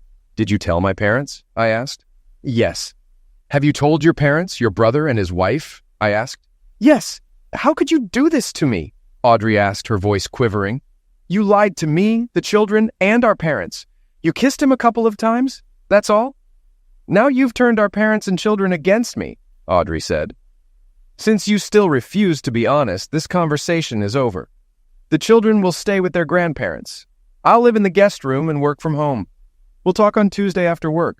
Think about what you're doing to this family, I said, leaving the house. That night, I returned from dinner with my parents and children. Audrey was in the living room. We'll talk on Tuesday, I said, and went to bed. Audrey's friends texted, asking me to forgive her, calling it an innocent mistake. I made a video call and showed them evidence of the affair. They quickly apologized and hung up. I don't think Audrey heard from them again. On Tuesday evening, Audrey came home exhausted. She brought pasta from our favorite Italian restaurant and prepared a plate for me. The days when you wonder what lies to tell your friends and family so they don't find out what a terrible person you are takes their toll, I said. Nobody talks to me. They think I'm a monster, Audrey said. Lies have consequences. You showed everyone there's a monster inside you, I replied. They said you showed them photos and videos of me with my lover, Audrey said. Yes, I showed them. No one will show me this photo. Can I see it? Audrey asked. Yes, if it helps. I didn't let other copies get out. I don't want our family ridiculed, I said. Audrey looked at the photo and video. I love you so much. Can't we forget this mistake? She asked. How strong was your love for me that you had to be with someone else? I asked. I never loved him. Marriage is about shared responsibilities, trust, and fun. I was 100% responsible, trusted, and had fun with you. But you left most of the financial and family responsibilities and all the trust on me while you partied, I said. You stole my love by giving yours to someone else. How long have you known? Audrey asked quietly. 7 months, I replied. Why did you wait so long? She asked. I hoped it was a one-time mistake and you'd admit it, because you always say you love me, I said. I'm sorry, Audrey said. How can I trust you now? I asked. Because I love you, and I'm telling the truth, she replied. Is this the same truth you told me in our last 3 talks where you denied the affair? I asked. After a few minutes of silence, I asked, Audrey, what can I do to make things better? I placed an envelope on the desk in front of her. This is a post-nuptial agreement. Sign it, and I'll consider taking you back. We'll need therapy for us and the kids to make it work. I don't want to sign a post-nuptial agreement, Audrey replied. Then we're done. It seems you just want to come out of this marriage better off financially, I said. What will I get if I sign it? Audrey asked. If one of us files for divorce, I get 70% of everything. If I cheat, it's 50. 50. If you cheat, I get 85%. In all scenarios, I get full custody. Have a lawyer look at it and sign it. I need to know you're willing to sacrifice financially. How much time do I have? She asked. Until Saturday morning, I said, standing up. Aren't you going to eat? I ordered your favorite food, Audrey said. After everything you've done and all the lies, should I expect the arsenic sauce to be fresh? I asked. She started crying. Later, Audrey signed the agreement to regain some trust. The next day, I went to Audrey's office. While she was out, I met with the office manager, an elderly lady whose husband owned the company. How can I help you today? She asked angrily. I think there's a misunderstanding about me being the bad guy with my wife, I said. This seems personal. Please leave or I'll call the police, she said. It's about my wife and a coworker she's having lovemaking with, I said. Do you have any evidence? She asked. Yes, here's a photo and voice recordings of them admitting they had lovemaking instead of showing properties, I said, playing short clips. She was unhappy. Can I assume my wife will be fired immediately? I asked. Yes, along with her lover, she replied. You can't fire her lover. I had permission to record my wife, not him. This can't be shown in court, and I don't want to be accused of libel. I doubt you do either, I said. Thanks for the info, she said, relieved. Can I leave a photo? I asked. No, I don't want this passed around, she replied. Audrey came home that evening in tears. She lost her job and received no references. She wanted to talk, but I only said Saturday and went to my room.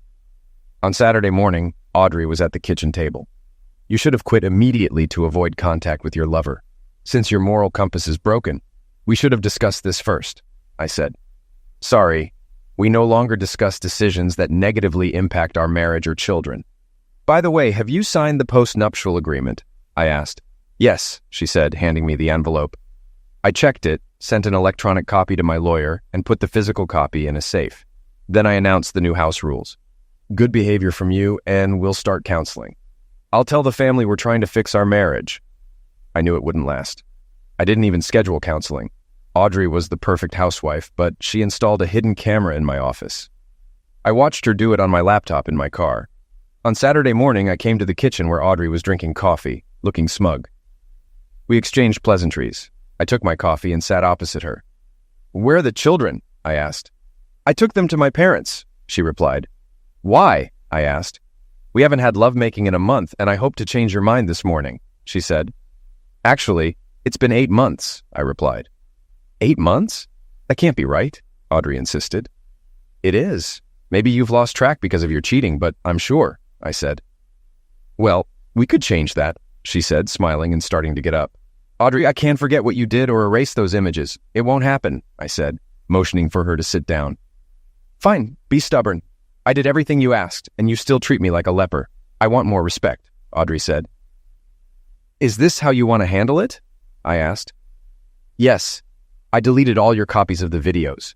I even deleted the ones in the cloud and destroyed the flash drive. I'm tired of being an outcast. I'll stay with my sister until you treat me with respect. I'll pick up the kids from school every day, and we'll have dinner at my new place without you," she said, walking to the front door. Her sister came out of the dining room, and they left together. For 2 months, Audrey worked on her parents and children, claiming I never had any records, and photos were photoshopped. She asked me to show proof, but she had deleted everything. The children were confused, and her parents wanted to believe her. Even my parents had doubts. My brother and his wife supported me completely. I felt isolated. I met her lover to arrange another video. This time I went all out. A hotel room on the beach in Florida, 2 first-class tickets, and $5,000 for the video. I insisted it be recorded on the balcony. The lover asked for more money for an expensive restaurant. Audrey and Karen were excited, so I bought another first-class ticket for Karen. 2 weeks later, I watched the new video with the lover in my car. Everything was as I asked.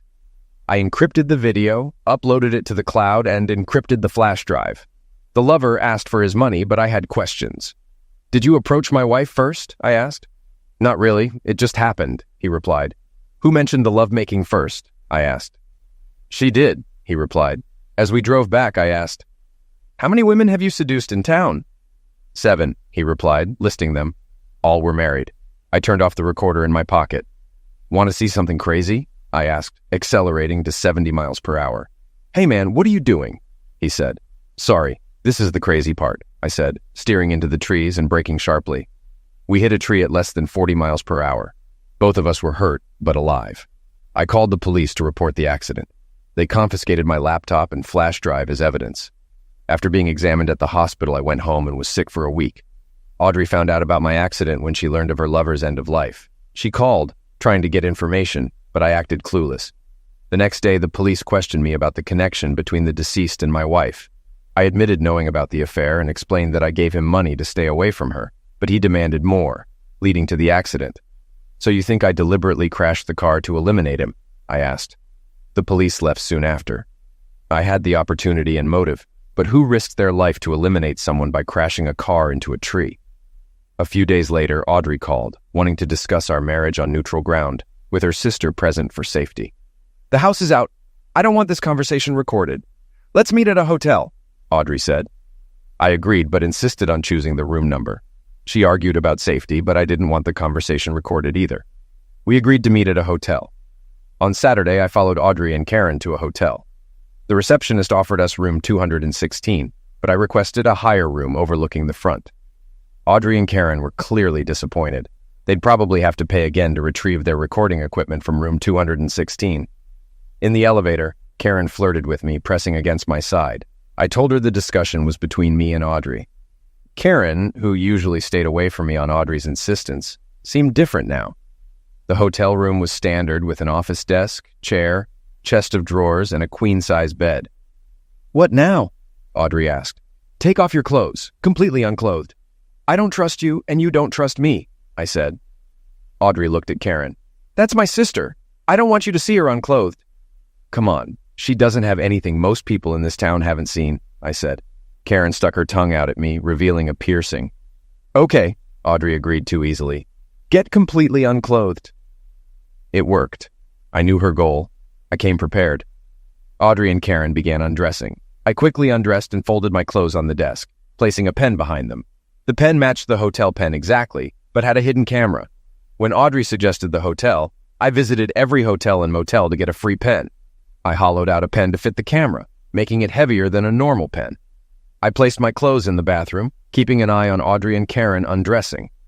Then I walked back unclothed to the table and sat down. Audrey and Karen were on the bed, their clothes beside them. "Now that we're all here, let's get started," I said, trying to ignore Karen's attractive body. "Audrey, I want a serious conversation. In a few minutes, we'll know what this is really about." Audrey said sweetly, "I love you, darling." I replied, "Yes, like your favorite pair of shoes." "You know that's not true. I really love you," Audrey insisted. "Sure, as long as your credit card works," I retorted.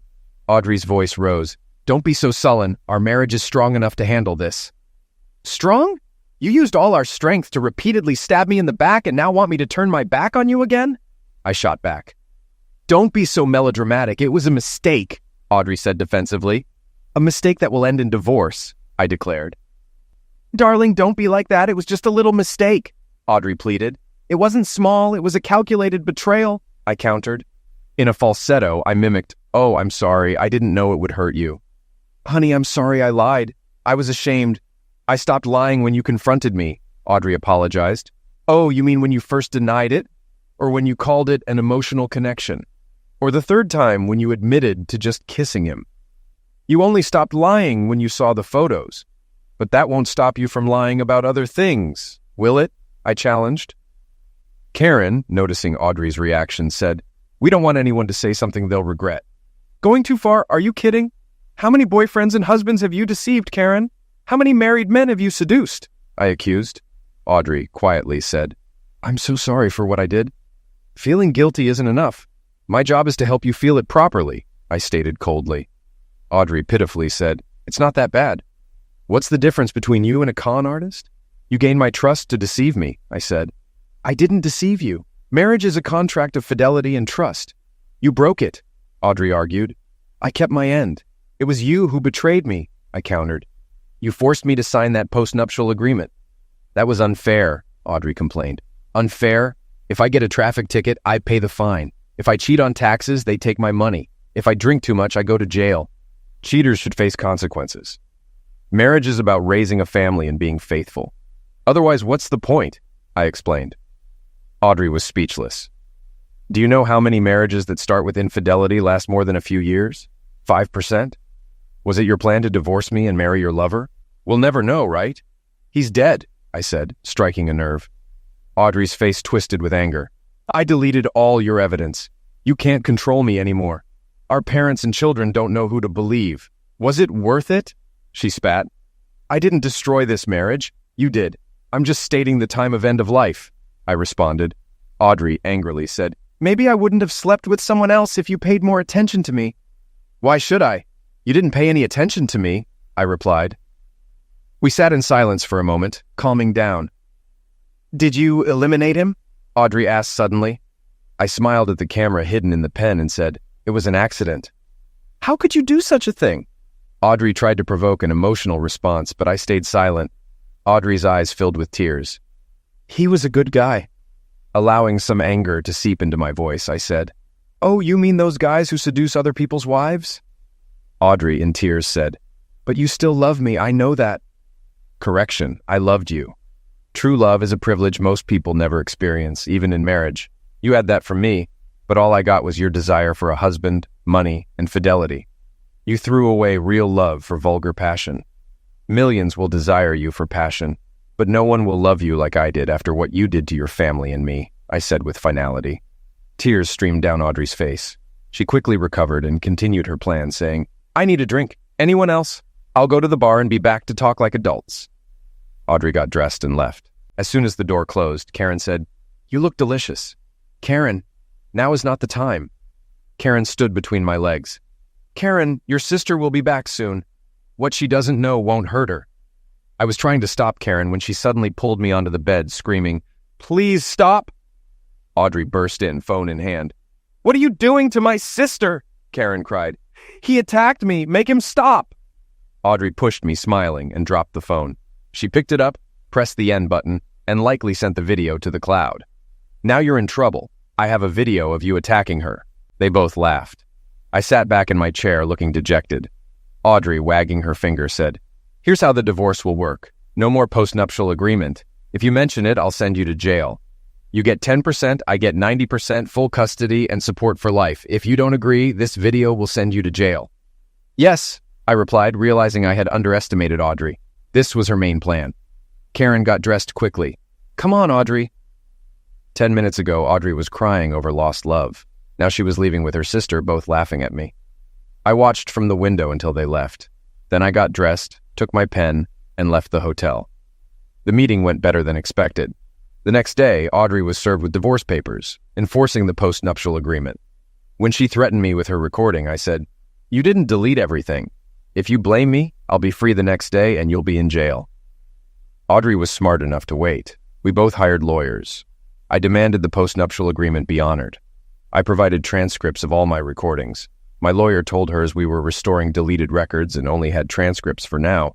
After much negotiation, we set a court date. The question was whether the postnuptial agreement was applicable and if I had actual records. A few days before the trial, I sent forged letters to Audrey and Karen from the CDC, stating her lover had AIDS and they should get tested immediately. They were told not to have lovemaking for 12 months until it was confirmed they were clear. On the trial day, the judge was displeased with both of us. Audrey claimed the postnuptial agreement was signed under duress and she never committed infidelity. She cried convincingly. I argued the postnuptial agreement was created because she was an adulteress, signed under divorce pressure. She violated the marriage agreement and was an unfit mother, making the agreement fair. "Judge, what evidence do you have that she committed infidelity?" my lawyer asked, presenting video and voice recordings to support the transcripts. The judge inquired, "Why are you producing these now?" We obtained the recordings after a long process. Audrey deleted the original transcripts. Recovering data using a certified process is time-consuming. "We just got the evidence here," my lawyer explained. The judge directed the next question to me. "Did Audrey delete the posts?" "Yes, Your Honor. We have a recording of her confessing. I convinced Audrey I had strict control over the videos. She thought she deleted everything, but I saved them in multiple places. Judges don't like evidence tampering. Audrey lied about never cheating and said I had no proof," I answered. "I understand," the judge acknowledged. The judge then turned to Audrey's lawyer. "Do the transcripts match the recordings?" "Yes, Your Honor," Audrey's lawyer confirmed. "Do you challenge the recording's authenticity?" the judge asked. Audrey's lawyer looked at her and she shook her head slightly. "No, Your Honor," he responded. "This answers the validity question and nullifies compulsion claims. But none of this proves infidelity after signing the contract," the judge noted. My lawyer intervened. "Yes, Your Honor. Here is the transcript of the final video and the video itself, proving Audrey's infidelity after signing the agreement." The judge asked, "Why now?" "This evidence was in police custody as part of an accidental end-of-life investigation. We weren't sure it still existed," my lawyer clarified. Turning to Audrey's lawyer again, the judge asked, "Have you seen the video?" "Yes, but we believe it's inappropriate because there's no consent form, and if allowed, there's no evidence it wasn't recorded before the agreement," Audrey's lawyer argued. "My client paid for the plane tickets for Audrey, Karen, and her lover, and the hotel room they used," my lawyer stated. The judge asked me directly, "Did you consent to your wife's affair?" "No, I never agreed or condoned her activities," I replied. "Then why pay for their tickets and hotel?" the judge pressed. "I asked her lover how much he needed to stop dating my wife. He said $2,000, tickets to Jamaica, and a 3-night stay at a 5-star hotel. We agreed, and I bought ticket vouchers. He used the air show and hotel vouchers in Florida the following week while my wife was at a conference," I explained. "How do we know this is the right hotel?" the judge queried. "In the first photo, you can see the hotel sign in the background," I pointed out. "How did you get this video?" the judge continued. "I paid for it. When I found out about my wife's affairs, I asked him for proof. He provided visual evidence, I answered. Why collect this evidence? The judge asked. For divorce, I replied. Did he know why you were collecting this information? The judge asked again. Yes. Several months ago, I explained it was easier and cheaper to get testimony from him rather than a private investigator. I paid him $500 for another video, I clarified. Audrey broke the post-nuptial agreement. If you need someone to testify about the video's authenticity and date, my wife's sister is right there, I said, pointing at Karen. Everyone turned to look at her, and the judge reprimanded me for using obscene language. I apologized immediately. The judge asked, Is that all you got from your wife's lover that night? Looking at Audrey, I said yes, but he provided most of the records you have today. He's been doing this for months, including hotel and airfare. I paid him about $3,000. Audrey looked furious. My testimony made her realize her lover had been recording their encounters to sell to me for the divorce. For a mere $3,000, Audrey would have paid 10 times more to keep the video hidden. Though angry, I could see Audrey calculating. She believed this was all he had. If he had more, he would have produced it already. When I finished, I saw Audrey make a hasty decision. Audrey whispered to her lawyer, who then requested a break as we neared lunch. The judge allowed it. When we returned, Audrey's lawyer claimed they had a video showing me committing a crime and infidelity, which violated the postnup. Both Audrey and Karen were willing to attest to its authenticity. Audrey confirmed, My sister and I didn't want to put the father of my children in jail, but now I see how manipulative he is. The video showed the hotel door, someone screaming, Please stop, and Audrey bursting in, showing me on top of Karen. Audrey screamed, What are you doing to my sister? And Karen cried, He attacked me. Audrey then grabbed her sister, her phone fell, and the video ended. What happened next? The judge asked. I locked myself in the bathroom and told my husband if he didn't leave in 2 minutes, I'd call the police. I also told him I uploaded the video to the cloud, Audrey replied. Yes, the judge said. I was in trouble. I saw Audrey's parents looking at me suspiciously. The judge turned to me. What do you say in your defense? My lawyer responded, We have a video to refute it. Let's see it. Audrey's lawyer tried to discredit the video. Judge, you can present your surprise video, but we can't see their rebuttal video? The judge grinned, and Audrey's lawyer sat down. Audrey looked pale. The video started with us discussing stripping to avoid recording devices, and ended with Audrey and Karen leaving the room laughing. The judge looked at me with a sad understanding, hinting he too had suffered infidelity. Audrey whispered to her lawyer, who shook his head, No. My lawyer confirmed that none of my statements in the video were self-incriminating. Audrey's lawyer acknowledged this on video, which must have frustrated Audrey. Her initial goal was to sweetly convince me to forgive her. Her secondary goal was to trick me into incriminating myself about her lover's end of life. The fake attack on Karen was backfiring. Karen tried to sneak away, but when the video showed her pulling me onto the bed, the bailiff sat her back down. Audrey was truly ashamed. Her parents sighed behind her. Relatives left the court before the video ended. Audrey knew she'd lost their support. The judge ruled in favor of the postnup. My lawyer then revealed Audrey's secret bank account, which had more than our combined assets. She had been depositing extra paychecks and bonuses into it for years, and had taken out a second mortgage on our house. I asked my lawyer not to tell the judge or Audrey about this. My lawyer presented my bank account balance to the judge, showing that Audrey had transferred our mortgage funds to her secret account, suggesting she planned to run. This mistake led to the discovery of Audrey's secret account. The second mortgage transfer was actually done by me using Audrey's login. I discovered her account the day I installed the monitoring program. Hidden funds not disclosed during divorce proceedings are subject to specific laws. The judge awarded me 100% of the asset and required Audrey to pay all attorney's fees and court costs. Due to her greed, she transferred all our property to her secret account, so I didn't have to pay her half the house value.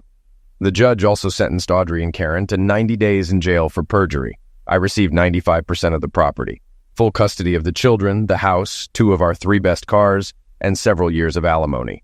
Audrey got only 5%, which didn't even cover her legal fees. She kept her clothes, car, and jewelry, but I had already sold her expensive jewelry after discovering her affair. She never noticed because I stopped taking her out. I used the jewelry money and accident insurance to buy my dream car. Audrey struggled to stay close to the children and had to commute an hour for work. They never forgave her and were ashamed to be seen with her.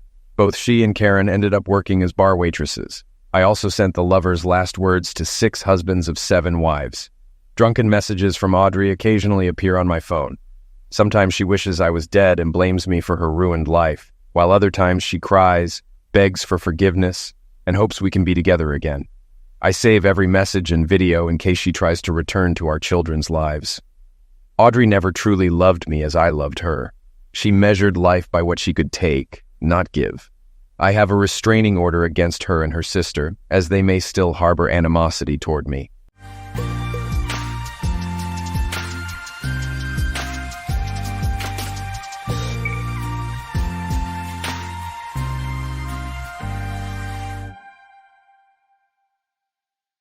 Welcome to Lost Relation Chronicles. I was nervous. Kathy, my wife of 11 years, had told me to meet her at the Tumbleweed Inn at 3 o'clock. I knew that the bar would be pretty much empty at that hour, and whatever it was she had to tell me would have little to do with partying with her. I didn't know how right I was. The TI was where she and I had met 13 years before. I had a bad feeling. I had suspected that she was cheating on me with a coworker. I was afraid that this meeting would be where I got the news. There had been signs. Late nights at the office where she was a secretary to the boss. Disinterest in sex, at least with me. New clothes, provocative clothes, in her closet. Clothes she never wore around me. And much reduced, interest in communicating with me. We hardly spoke even at meals, fewer and fewer of which she was ever even home for. During the past several months, it had been mostly me and the kids eating and her coming in with some lame excuse and perhaps a dessert from the market for the children. Max 9 and Megan 10. Her disregard for me was one thing, and it hurt, but her putting the children on the back burner really pissed me off. There were but few cars in the lot when I pulled into the TI. I had resolved to play it cool if she was going to do and say what I suspected was the case. I suspected a tell-all due to a conversation that I had partially overheard 2 nights before. Yes, okay. I agree. Tuesday, yes. I'll get him there. Well, it was Tuesday, and it was 3 o'clock, and she had gotten me here. I sat in the car for a few moments thinking. What if she was with the a-hole? What should I do? The advice my dad had laid on me years before came to me. They had served me well more than once in my business. Do nothing, son, unless you know what to do. Say nothing. Let your antagonist figure it out. The less you say, the more he will worry. And if he doesn't worry, then he is vulnerable, and you can make plans to take care of things at a date and time of your choosing. Remember, if you open your mouth, they will know what you're thinking immediately, even if you don't realize it. Just shut up and walk away. Take care of business later after you have all of the facts and your plans are in place. I smiled. God, how I had loved that man. I knew he was watching over me at that very minute. I said a silent prayer of thanks for his advice. Inside, I saw her sitting at the bar with a man I didn't recognize. But that was not a big surprise.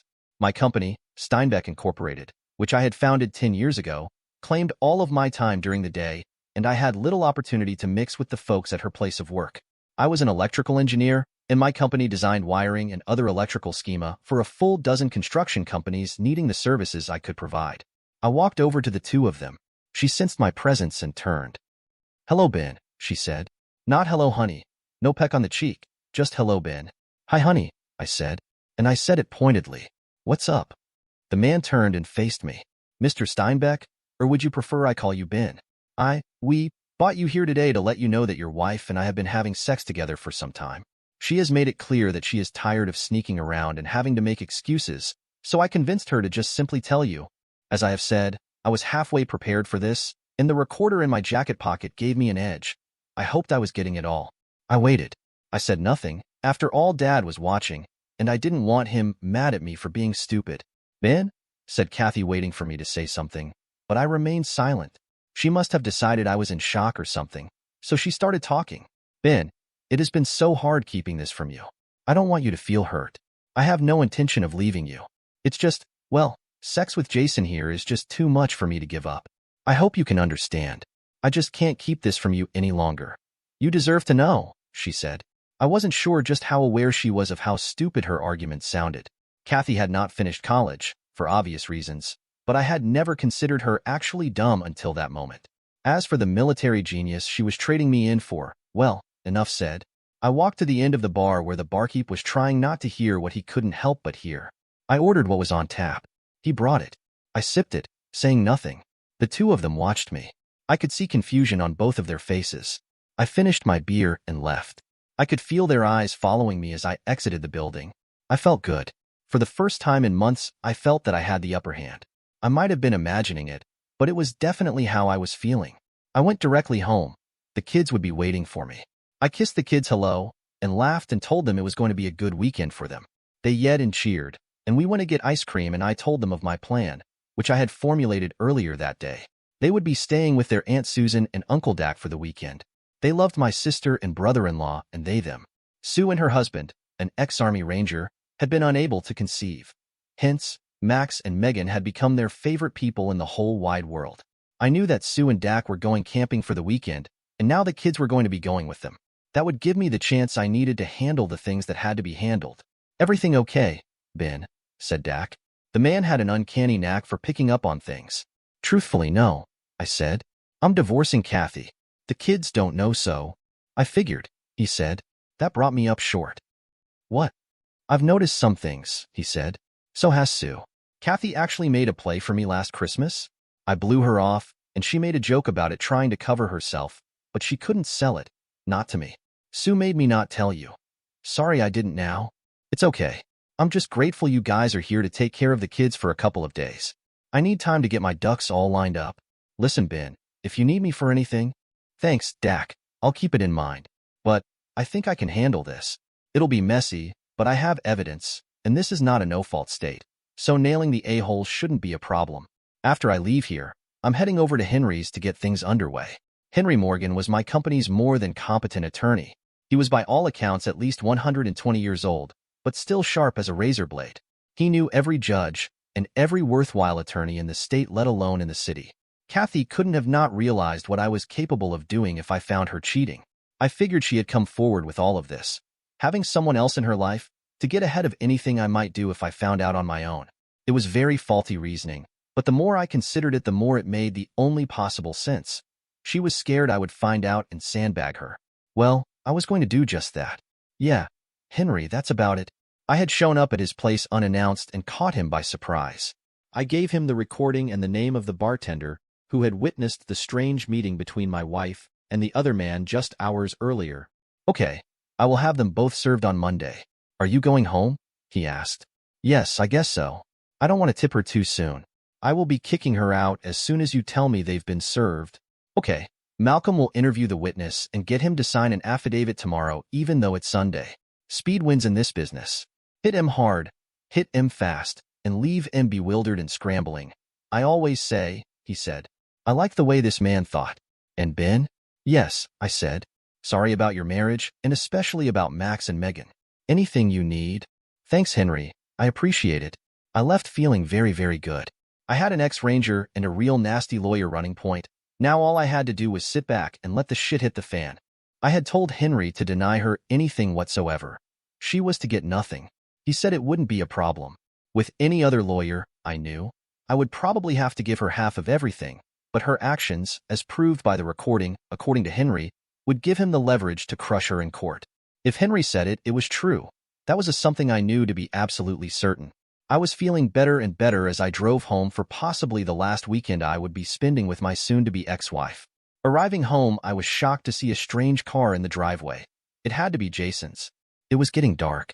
I wondered if I would be lucky enough to get a pic or two of the lovers. I parked a couple of houses down and snuck up to the house as unobtrusively as I could. The lights were out. As I neared the house, I saw Rex Stottlemere, my next-door neighbor, pulling the trash out to the curb. Rex was a cop. I stood directly beside the strange car and looked at him. He saw me and waved. I nodded. He'd seen the car. I was glad. It was yet another witness. I noted the a-hole's plate number. I would give it to Henry tomorrow along with Rex's name and address, and maybe a couple of pics if I could get him. I entered the backyard as though going to get my trash bins to bring them out.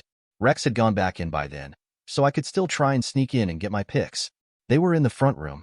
I pulled out my cell and shot them through the sliding glass doors at the back. Thank God for modern cell phones. He was banging her from behind while she knelt on the couch. I got about 10 pictures, put away my cell, and entered noisily through the sliding glass door. They heard me. The two turned, looked at me, and continued doing what they were doing. I went upstairs. The nerve. I thought. I seethed, but I waited. About 15 minutes later, I heard the front door downstairs open and close and then the roar of the a-hole's engines as he drove off. I waited for a minute or two more, and then went back downstairs heading for the kitchen. I heard the shower running as I passed the downstairs bathroom.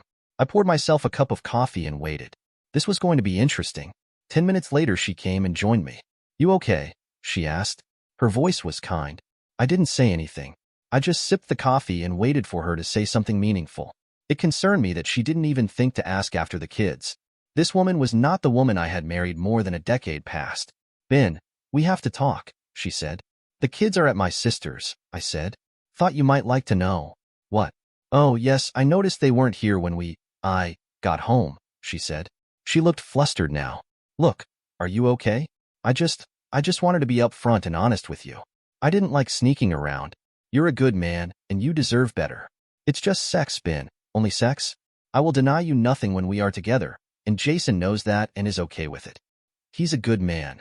It was his idea not to hide things from you anymore. I couldn't resist. Sorry, Dad." "Damn nice of him," I said. "No need to be sarcastic, Ben. Honesty is always the best policy, you know," she said. She actually said that. Evidently breaking her wedding vows was an exception to the rule. I had to smile. I couldn't help it. "Ben, damn it. Say something," she commanded. "What do you want me to say? If I said to call him and tell him it's over, would you? Well, then there is nothing to say. I'm a cuck and obviously a spineless man, and that's that," I said. I was laughing my butt off inside, but my outward demeanor was calm, even reflective. "You're not a cuck or whatever, or a spineless man," she said. "You're my husband and a good daddy, and I love you and—" "Save it, Kathy. I'm going out.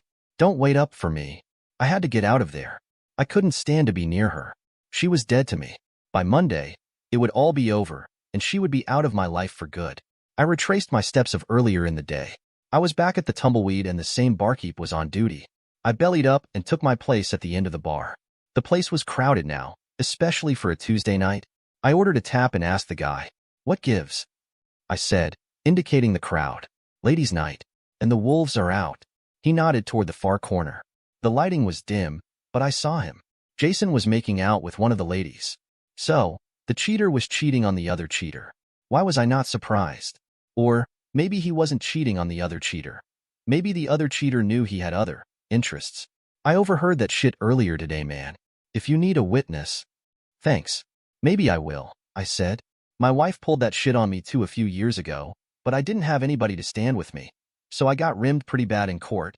Gotta keep this place, though. So that was something, I guess. It'd actually be good if half of what I make didn't go to alimony. We talked off and on for the next 4 hours straight. I made a mental note to talk to Henry about maybe getting this guy some justice if he helped me nail Romeo and Juliet. Us scumsuckers had to stick together. Jason never noticed me at the bar. I had managed to get some good shots of him and his little chickie. I would use them to show my wife if indeed she thought she was exclusive with him. But that would have to wait till after the big show on Monday. I got home around 4 in the morning. Josh, the barkeep, and I had had a half-dozen cups of Joe after closing. He lived upstairs from the bar, and so he had nowhere to go. And since he was living alone, I guess I was a good candidate for late-night conversation. I liked the guy. Plus, he was a damn good bartender, a major plus in my view. I was pissed at Kathy, but I wanted to sleep in my bed, not in the damn guest room. There's something about a man's own bed. It's something that my wife knew about me, and that might be why she'd have sex in front room instead upstairs. I slid in beside her. She was awake. I felt her hand reach for me. I jerked it off me and just rolled over and slept. She evidently did the same.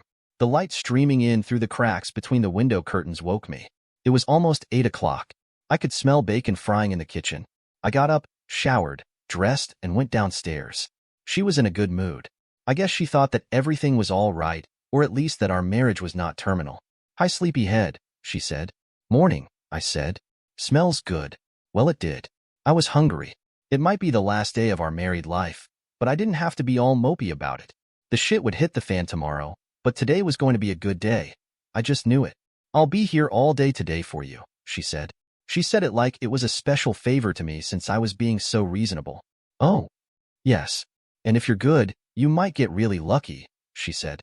She was actually giggling. I didn't know whether to laugh or be sick to my stomach. How could this cheating of a wife actually think that I would consciously accept what she was selling? I just giggled back at her. "I have to take my car into the shop later this morning," I said. "Have to have new brakes put on." "Oh, I thought we might." "Maybe later," I said. I had to figure a way to avoid her, and it wasn't going to be easy. I really didn't want to stick my wick in her, but I supposed I could endure it if I absolutely had to keep her off balance. Just before leaving to get the brake job, which incidentally had not been a lie, I hid my little voice-activated recorder near the kitchen phone. I figured if she called him, that would be the phone she'd use. I was right. God, how I loved the intrigue. 3 hours later, I was back. I retrieved the recorder while she was taking the trash out, and I went into my office to hear what might have been caught on it. It was hurtful when I heard her say she loved him. Mighty hurtful. It was especially so since I knew he didn't give a damn about her. I couldn't wait to show her the dated pics I got of him and his chickie the night before. That would put a crimp in her style. Hi, it's me. Yes. He's gone out to work on the car. Giggle. Yes, your advice really helped. I don't know. Jason. He might not wanna. Yes, I'll try. He cares about me, so maybe, but, okay. I understand. I just don't want to lose him. I don't know. Maybe we push too hard. I know, but, okay. Bye, I love you too. I sat there in my office, feeling bewildered. How had I ended up marrying someone so foolish? It was embarrassing.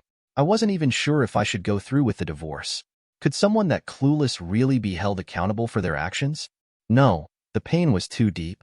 The blatant disrespect shown by both of them made any chance of reconciliation impossible. And then there were the kids. It was clear she didn't care about them at all. Unforgivable. I couldn't avoid her. However, I just rolled over to my side and slept. I was up and out of the house before she even awoke the next morning. It was Monday, and soon it would be the living end for her and her lover. I first went to the office to let my secretary, Elsbeth, know I would be out for the rest of the day. Being the boss had its upside. First stop was Henry's office. He had news. Malcolm, his part-time PI, had gotten some stuff per Romeo. He was married, had 6 kids, believe it or not, and his wife had the money in the family. A housefrau 10 years his senior, she apparently had no clue as to his philanderings. I instructed Henry to take him down big time, and also gave him my latest recording in my cell with the pics. He smiled at that. I also mentioned to him that I might have a special job for him and Malcolm after the dust settled. I knew that Sue and Dak would get the kids off to school. It was having to talk to them later in the day that was scaring me.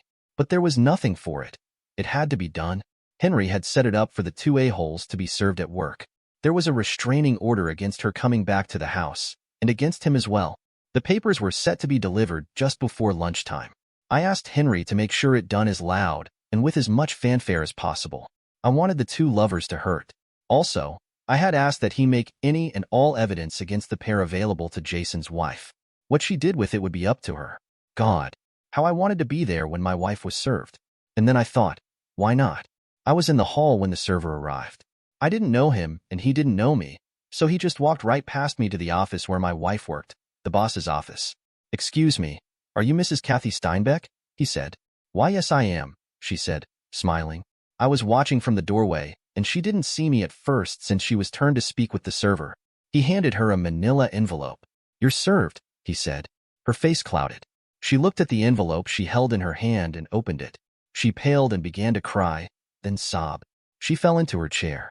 Her boss at that moment was coming out, saw, and tried to console her. I made myself more visible. She saw me and her eyes shot open. Ben. Why? I couldn't resist. Sorry again, Dad. You can't be serious, Kathy. You have to be the world's biggest moron, I said, and I walked out. I wasn't present, but I heard later that Jason had been served in like fashion. He actually fainted as the realization that his life was essentially over sunk in. He eventually lost everything. Wife, kids, house, job, everything. I had been wrong about one thing. Kathy was not the world's biggest moron. She was only the second biggest.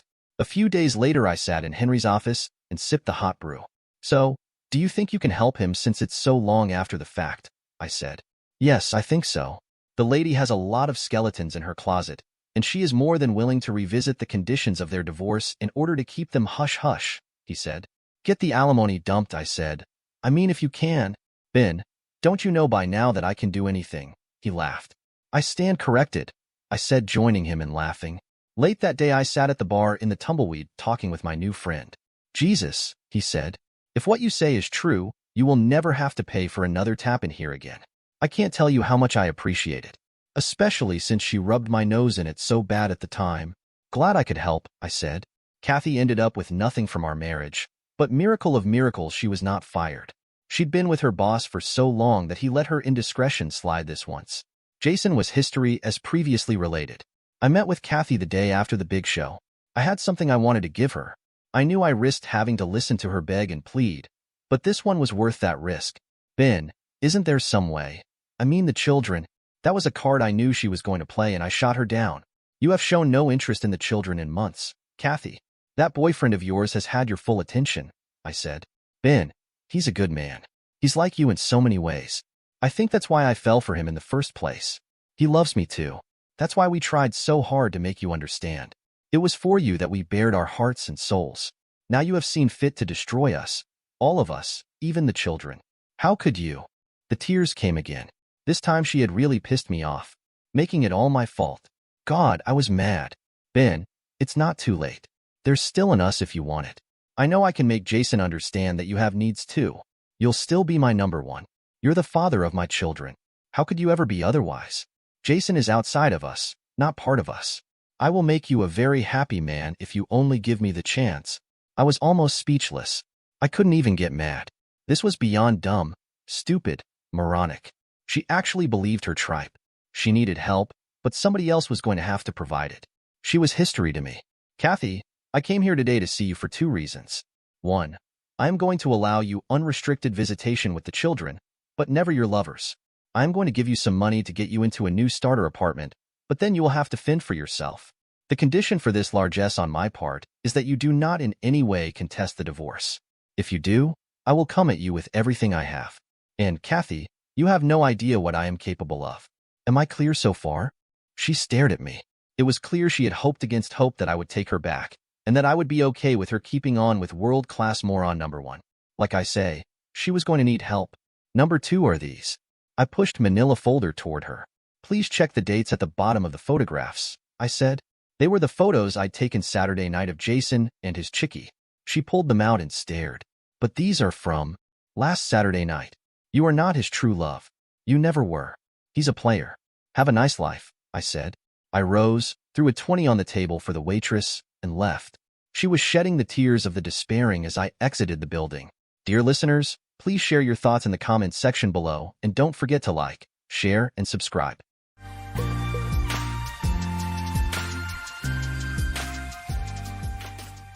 Flo, or Florence, was my spouse.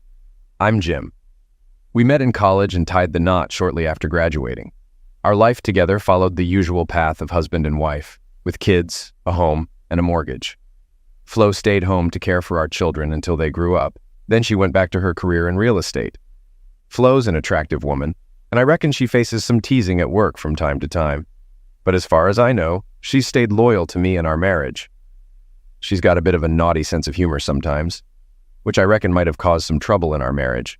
We had 2 kids, a boy named Eric and a girl named Patty. When this all went down, Eric was 21 and had finished vocational school. He had his own place nearby and worked as an electrician. Patty was 19 and studying at a state university about 150 miles away. With the kids out of the picture, we looked ahead to a happy retirement, hoping for some travel and hopefully grandchildren to spoil. Our bed life was what I'd consider normal. We had a loving relationship that grew over our years together. Initially, we were physical engaged almost every night and on weekends. But over time, it tapered to a couple times a week, which was fine by me, but seemed to diminish Flo's interest too. Over time, I've mastered pushing all the right buttons to bring Flo to her peak. Yet nearly every scenario comes with a snag. Ours arrived in the form of a new neighbor. About 5 years back, Roger and his wife Alice moved in next door, and we struck up a friendship. The issue with Roger was his love for pranks. He'd pull them on anyone he could. Much to my dismay, I often found myself on the receiving end. What bothered me even more was Flo's enjoyment of his antics, especially when they targeted me. I tried explaining my discomfort to her, even joining in at times, but she didn't listen or back down. With time, I noticed Roger's interest in Flo, suspecting he harbored desires beyond mere friendship. Whenever we were together, he and Flo shared laughs over his sometimes crude jokes, leaving Alice and me to politely smile at their antics in public. I could tell Alice felt as disheartened as I did about their behavior. I vividly recall one day at the beach when Roger mocked some boaters passing by, and to my dismay, Flo joined in. Alice and I were stunned by their recklessness, but Our reprimands fell on deaf ears as they laughed uproariously together. Right before the conclusion, I started sensing things spiraling out of hand. We were over at Roger and Alice's place, with Alice and I chilling in the backyard while Flo went inside with Roger to help grab drinks. We chatted for a bit until we realized they'd been gone for a while. Concerned, we headed indoors to find them. In the kitchen, we found no one, but as we began searching, they strolled out of the living room, arms wrapped around each other, giggling away.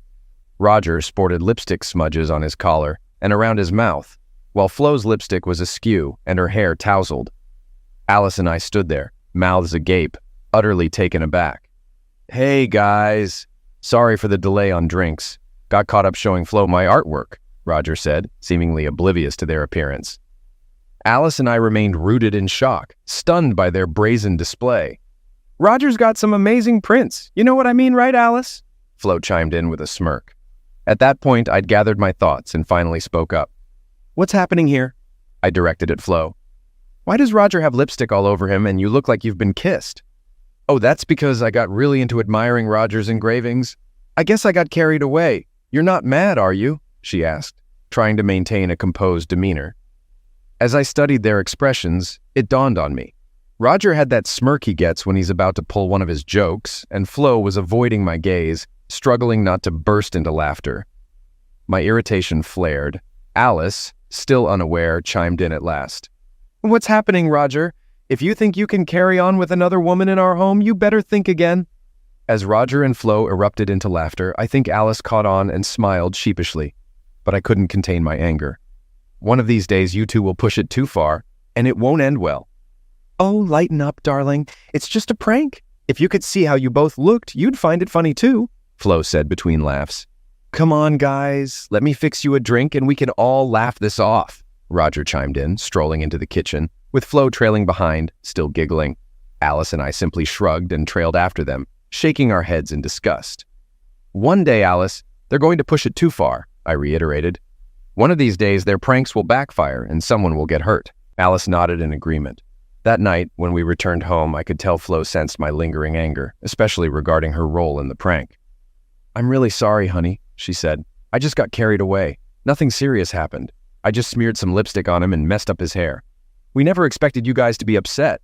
We were about to call it off when you and Alice finally showed up. Are you still mad? It was just a joke." "I'm trying not to be, Flo, but you have to stop getting involved in Roger's pranks. I nearly had a heart attack seeing you look like you were kissing him. You know how important loyalty is to me." "I understand, honey. I value loyalty just as much and would never do anything to hurt you. Just please remember that, okay? Give me a passionate kiss and forgive me," she pleaded. A couple of weeks later, we were back at Roger and Alice's for dinner on Saturday night. Just as we finished eating, a call came in that Roger mistakenly thought was for Alice. Alice worked as an ER nurse at a local hospital. After he hung up, he turned to Alice. "It's the ER. There's been a bad car wreck and they need you there ASAP. Ah, damn. Let me change and head out." 10 minutes later, Alice was on her way to the hospital. Once she'd left, Roger turned to me and asked if I could lend a hand with a project in his basement. While I helped, Flo remained silent, avoiding eye contact. At the time, I didn't think much of it, but later it struck me. "What do you need?" I asked, getting up to join him downstairs. "I need you to hold something for me while I fix it to the ceiling. It's not too heavy, but I can't hold it up and attach it at the same time, and Alice is too short for this." "Sure, sounds straightforward." "Trust me, it is. It'll only take a minute." As we descended the stairs, he directed me to a metal support post near the stove on the floor above. He took a small metal box with a power cord hanging from it off his workbench and hoisted it up to the ceiling between the support post and the furnace. I noticed Flo had followed us down and was watching with a smile. Again, I didn't think much of her presence, or her odd grin. "Now, I need you to hold this while I attach it," Roger instructed. "What's this for?" I questioned, lifting my hands to grasp the box. With Roger between the pipe and the furnace, I had to wrap my hands around the pipe to press the box against the basement ceiling. "I'll explain in a sec, but let me grab my tools first." He vanished behind his desk, leaving me holding the box. He returned moments later, and I didn't see what he had until I felt 2 quick clicks as something hard and metallic closed around my wrists. Suddenly, I realized I'd been tricked. I was handcuffed to the pipe. Shocked, I turned to see Roger putting his arm around Flo's waist. As they looked at me, my mind raced, but I managed to demand, "What's going on, Roger? Get these damn cuffs off!" "Sorry, buddy, can't do that. Flo's so fond of my prince she wants another look. But this time we don't need you or Alice around," he explained, as he and Flo ascended the basement steps. Flo exaggeratedly swayed her hips as they left. "Let me loose. This is going too far, Roger. You'll regret it if you don't release me right now." "Relax, dear. I just want to admire some engravings," Flo chuckled as they disappeared, leaving me struggling with the handcuffs. As I tried to free myself, I realized the hopelessness of my situation. The pipe was anchored in the concrete floor below and secured to a steel I-beam overhead. As I strained to hear, I sensed their movement into the master bedroom directly above me, accompanied by Flo's excited giggles. Shoes thudded onto the carpet above, and I heard hurried whispers urging the removal of garments. "Brian, I desire you greatly," Flo whispered urgently. My fury mounted as I continued to frantically struggle with the handcuffs. Above, the bed began to creak, and I imagined them engaging in closeness. I cursed the restraints and my disloyal wife overhead. My wrists grew raw and bloody from my relentless efforts. Emotions churned within me as Roger grunted and Flo moaned in unison. Then, silence blanketed the upstairs for a brief moment. Ceasing my struggles, I lay on the unforgiving cement floor, hands clasped around the pipe.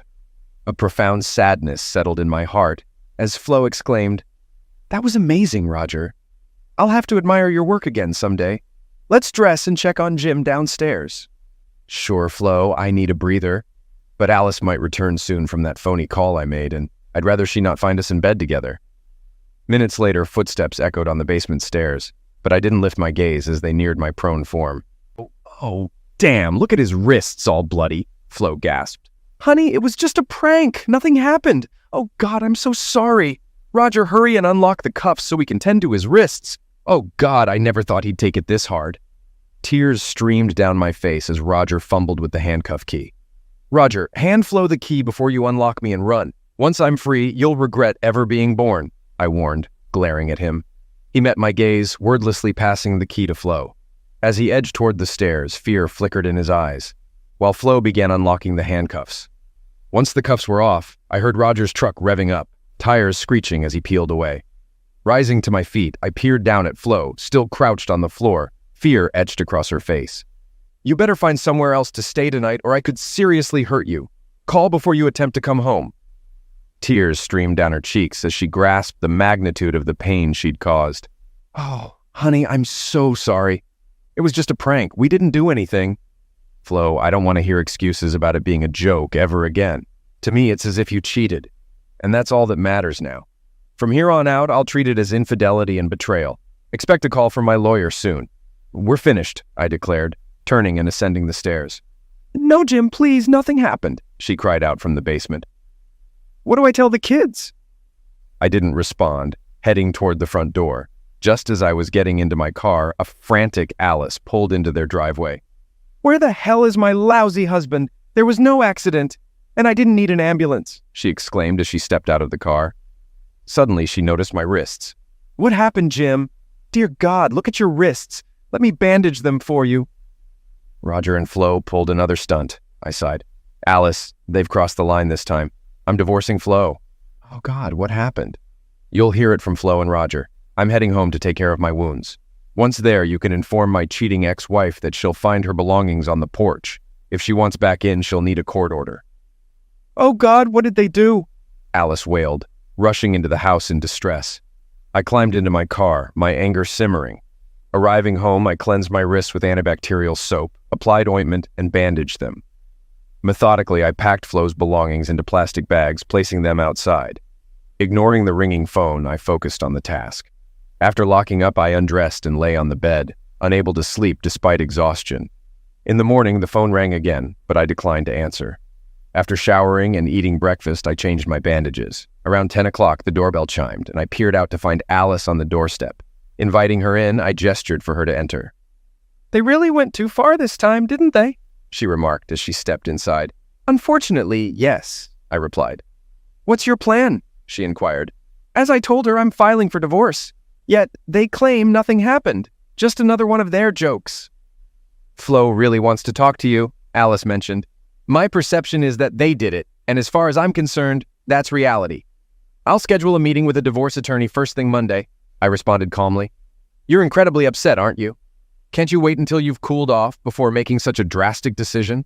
You've invested nearly 24 years in each other. Don't you want to salvage anything? She reasoned. I won't tolerate being betrayed. I've warned Flo numerous times, and in my eyes, she betrayed me. It's over, I declared. But they insist nothing actually happened. They just made it seem that way, Alice argued. Their words are not proof. It felt as though it could have happened, I explained, and they can't prove it didn't happen. So I have to trust my perception that it did. She showed no respect for me, I stated firmly. Can't you hold off and seek counseling? Flo's devastated by this, Alice pleaded. I warned her before, but she didn't listen, I retorted. I've said my piece. Let the lawyer handle it. If you're content with Roger's involvement, that's your choice. But he better steer clear of me, I concluded. I haven't decided what to do about Roger yet, but I hate to see our friendship end over this. Roger feels genuinely sorry and wants me to pass on his sincere apologies to you. Make it clear that our friendship is over, I insisted. Although I'd like to stay friends, Alice, I think it's best if we don't see each other while you're still with him. Is there anything I can tell Flo to give her hope for your forgiveness? If she can prove she didn't sleep with Roger, I'll consider it. I don't trust Roger or her word that it was just a joke. I feel like it happened, and that's enough for me. Okay, Jim, I'll let her know. I'll miss you. I'll miss you too, Alice. Let me load Flo's things into your car so you can take them to her. I assume you still have it. She's moving in with her sister this afternoon. Her sister lives on the other side of town. She's a widow and lives alone, so there's space for Flo, maybe indefinitely. After loading Flo's belongings into Alice's car, I waved her off, then returned to the house. First, I looked up a locksmith to change the locks. It occurred to me that if I went to work on Monday and Flo changed the locks, I'd end up locked out. I arranged for the locksmith to come the same day. Then I unplugged my phone and switched off my cell. I dedicated the entire day to household chores until the locksmith's arrival. Once he departed, I hopped into my car and made a trip to the local supermarket, stocking up on a few frozen dinners to sustain me for about a week. Upon returning to my now solitary home, I couldn't shake the absence of Flo after nearly 24 years together. However, my anger towards her and what she, along with Roger, had done, lingered. Around 7:30 that evening, while watching TV, the doorbell chimed. Peering out the window, I spotted Flo's sister Mary at the doorstep. Hello, Mary, I greeted as I opened the door for her. Hi, Jim. Can I have a moment of your time? Of course, Mary. Come on in, I welcomed. We proceeded to the living room where she settled into a seat while I asked if she wanted a drink. A Coca-Cola would be fine, she requested. After fetching the drinks, I returned to the living room.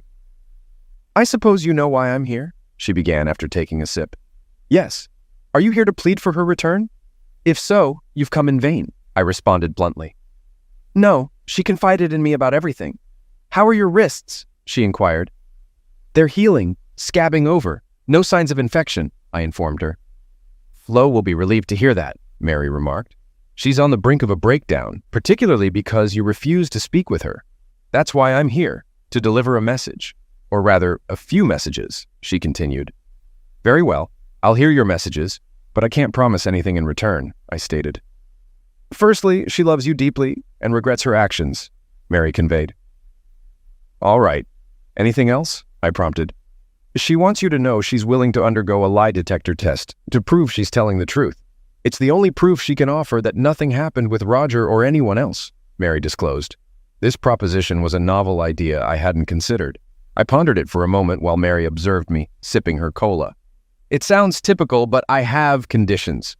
Firstly, proof that she didn't sleep with Roger doesn't guarantee reconciliation. Secondly, Roger must also undergo the same test, with matching results. Thirdly, I require approval from the test administrator for questions. Lastly, I won't cover the test expenses. That seems fair, Jim, but wouldn't you consider reconciliation more if the tests prove their honesty? No, she deeply wounded me. Even if I decide to take her back, it will take a long time to forgive her, I asserted. Understood, Jim. I'll convey your terms to her. I'm truly sorry.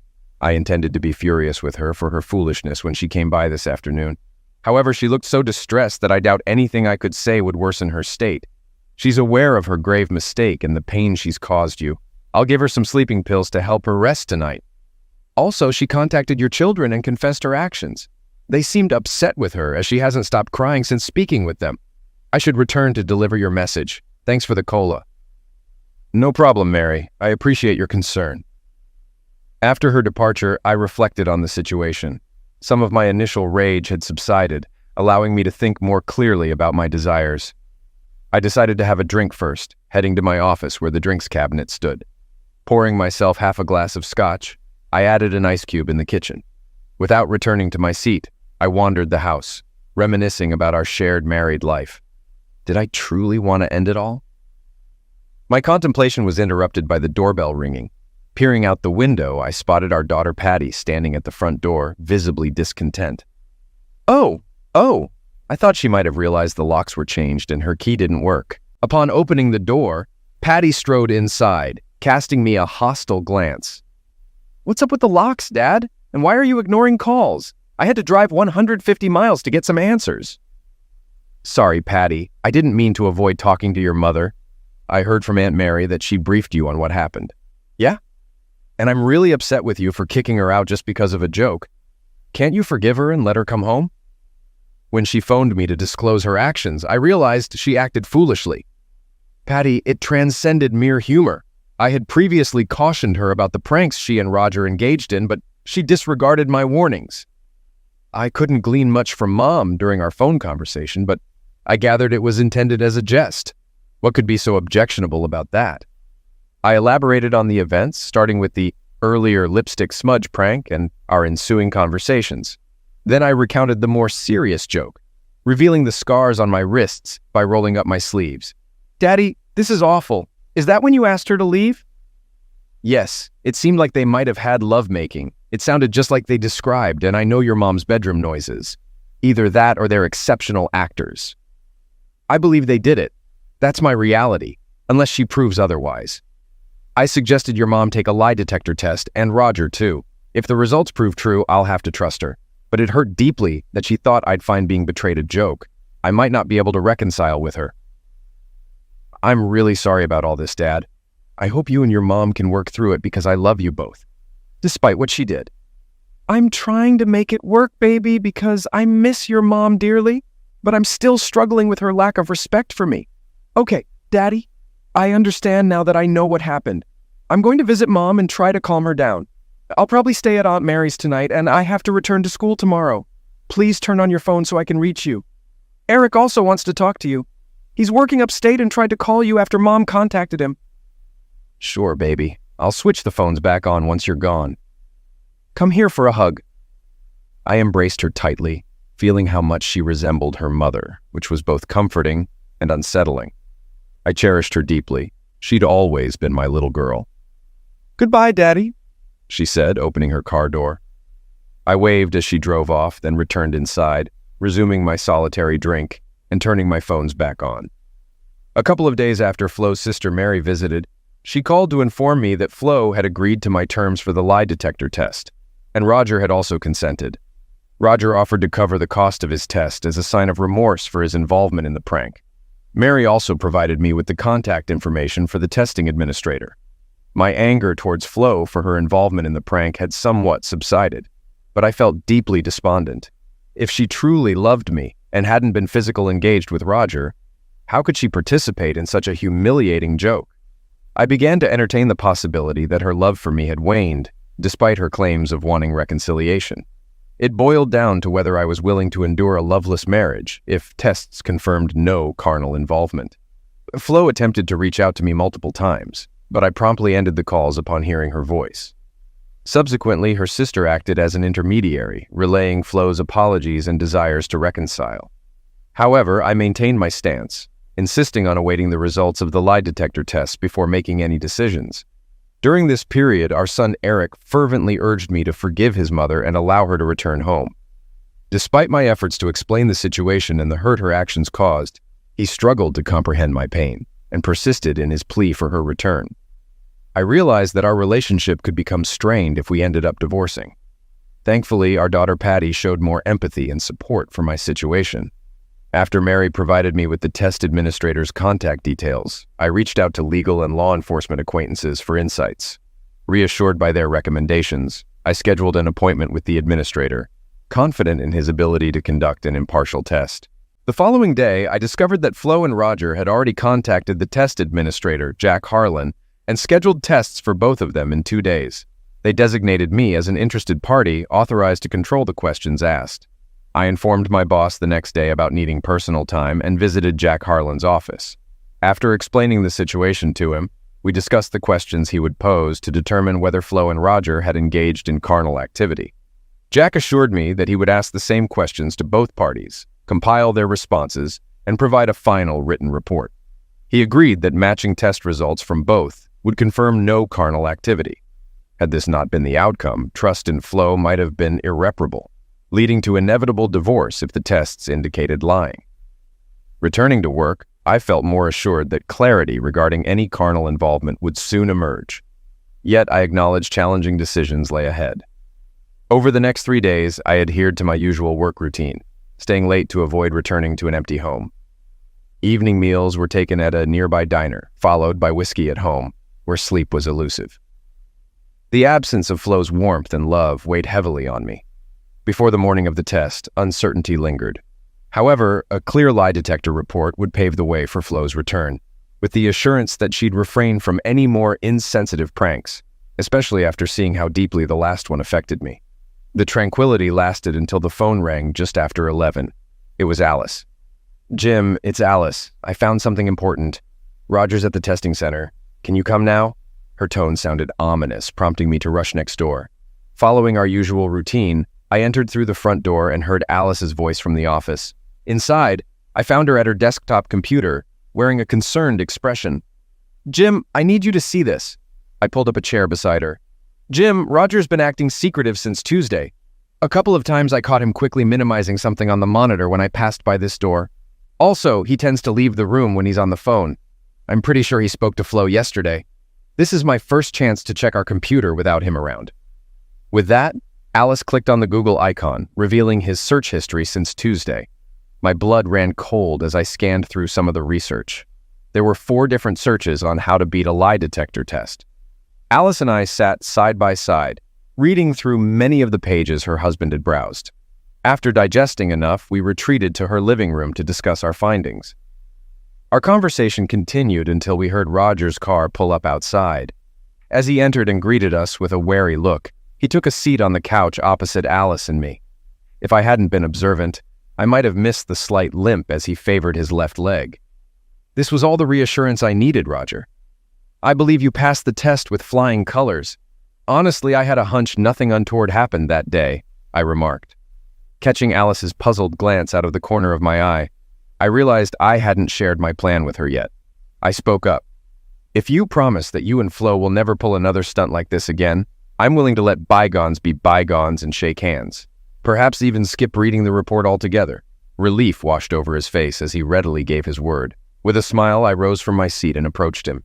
As he extended his right hand, I took a step closer, firmly planting my foot on his right leg. The expected discomfort failed to register. Instead, his face drained of color as he let out a piercing scream, collapsing back onto the couch. Frantically, he used both hands to free his foot from under mine, eventually tearing off his shoe.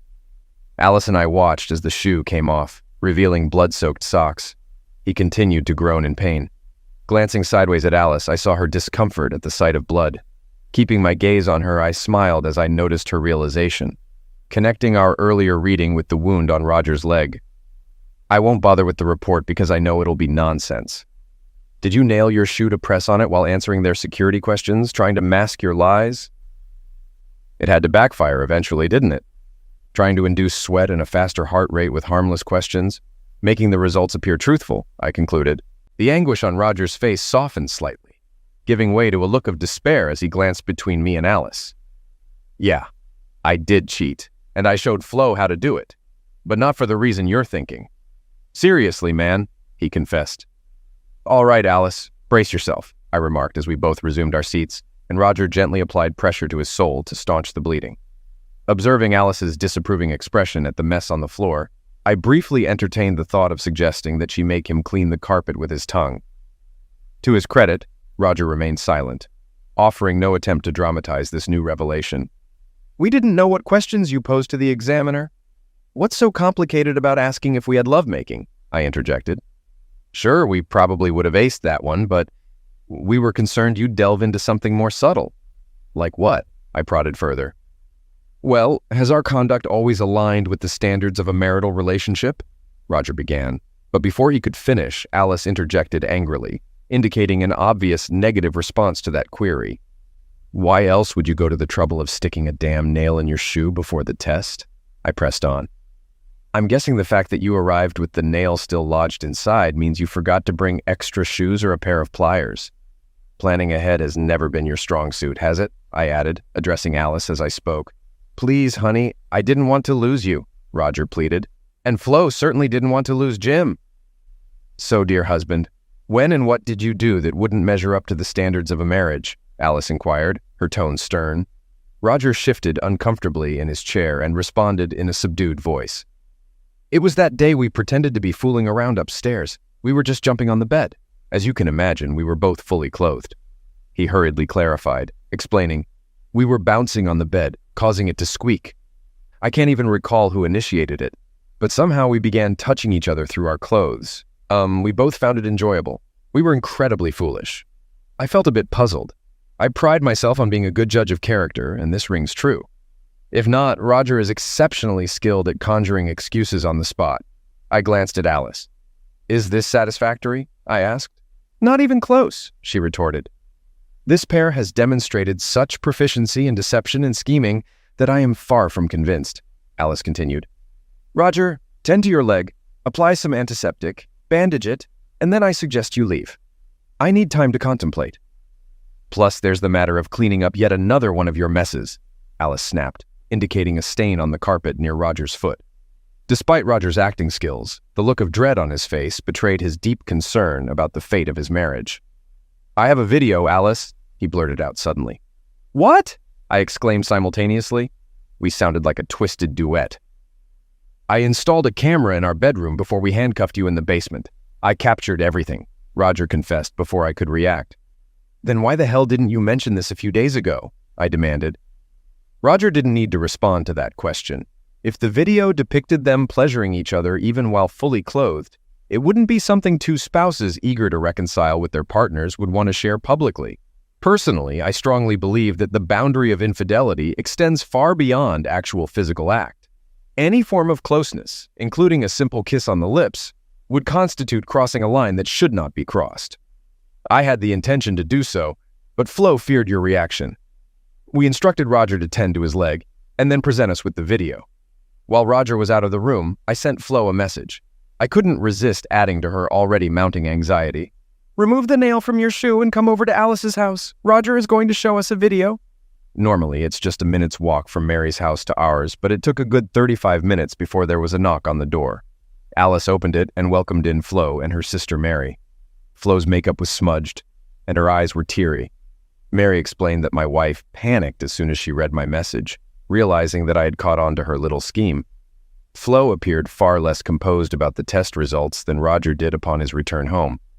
Mary simply glanced at me and raised her eyebrows at Flo's further self-destructive behavior. Flo attempted to embrace me, but I guided her to sit beside me on the couch. She kept studying my expression, seemingly trying to gauge my feelings. I wondered if Mary had any inkling about the contents of the video. Alice and I didn't waste time during those 35 minutes. Our discussion centered around what our likely course of action would be if the video indeed confirmed Roger's claims. Alice had already made up her mind that she would likely forgive Roger for the bedroom incident, albeit after letting him stew for a bit. As for me, I was more conflicted. My initial emotional reaction was that my wife had betrayed me, something I had always deemed unforgivable. However, my logical reasoning was more composed. Flo had been an exemplary wife for 24 years, and our children had made it abundantly clear that they would be devastated if I didn't forgive her. A minute after everyone settled in, Roger arrived with his laptop. A USB flash drive protruded from one port while a cable emerged from the other. He positioned the computer next to the TV and powered it up. I found it odd that he didn't simply insert the flash drive directly into the TV. Then I recalled Alice's remark about his lack of tech savvy. Once the image on the computer screen synchronized with that on the TV, Roger muttered another apology and hit play. Flo kept her gaze averted from everyone in the room, including the TV. She was undoubtedly aware of my uncompromising stance on fidelity, making this an incredibly uncomfortable situation for her. Mary observed the screen intently, seemingly unaware of what was about to unfold. Roger appeared more at ease once again. He settled beside Alice and attempted to hold her hand, but she withdrew it. The clip, lasting about 10 minutes, essentially depicted what Roger had previously described. It was largely devoid of any eroticism. Within moments of its commencement, both protagonists appeared fully clothed, just as Roger had stated. Flo turned him onto his back, then positioned herself on top of him, echoing verbatim what I had heard while handcuffed in the basement. We observed that it was Roger who initiated the hand game, though Flo followed closely behind. This was incredibly difficult for me to witness for several reasons. Firstly, no man with any self-respect, apart from a few outliers, desires to witness his wife in such a scenario with another man. Secondly, it triggered painful PTSD as I relived the words that had devastated me less than a week ago. It reignited the burning and throbbing sensation in my wrists, a painful reminder of my inability to prevent what was unfolding in the room above me. Midway through, I shut my eyes tightly, attempting to block out the sounds. I didn't open them again until the room was filled with the silence that followed their shared climaxes. The silence felt deafening and all-encompassing. Even the normal sounds of breathing seemed absent within the room. I wasn't alone in my turmoil. Glancing at the screen, I saw Flo and Roger quickly separate. The video paused, revealing an empty bed before fading to black. The uncomfortable silence lingered in the room for several tense moments. Once the clip concluded, Mary cast a disgusted look at Flo, while Roger eyed Alice hopefully. Flo stared at a spot on the floor, her focus unwavering. The silence shattered when Alice abruptly rose to her feet, with Roger following suit. "You deceitful traitor," Alice's words cut through the air, shocking us all. It was the most severe thing I had ever heard her say, surpassing any prior expletives. Roger's expression betrayed his shock at her outburst. The sound of her open palm striking his cheek echoed like a fire shot. She was seething with anger. "I've never seen someone so enraged," I thought to myself, watching the scene unfold. But Alice wasn't finished. "Don't you dare touch me, you treacherous little scoundrel!" she seethed, her fury palpable. Roger dodged, narrowly avoiding a second slap. He winced, shifting his weight to his right leg, appearing bewildered. "This entire video is fabricated," he insisted. "But why? We had invited Jim and Flo over later that evening, hadn't we? We were planning to relax on the patio, right?" Alice's question came out more like a growl. "But due to the rain, we opted to stay indoors. Do you recall now?" Roger still seemed puzzled, but nodded along with Alice's explanation. Alice pointed angrily at the TV screen.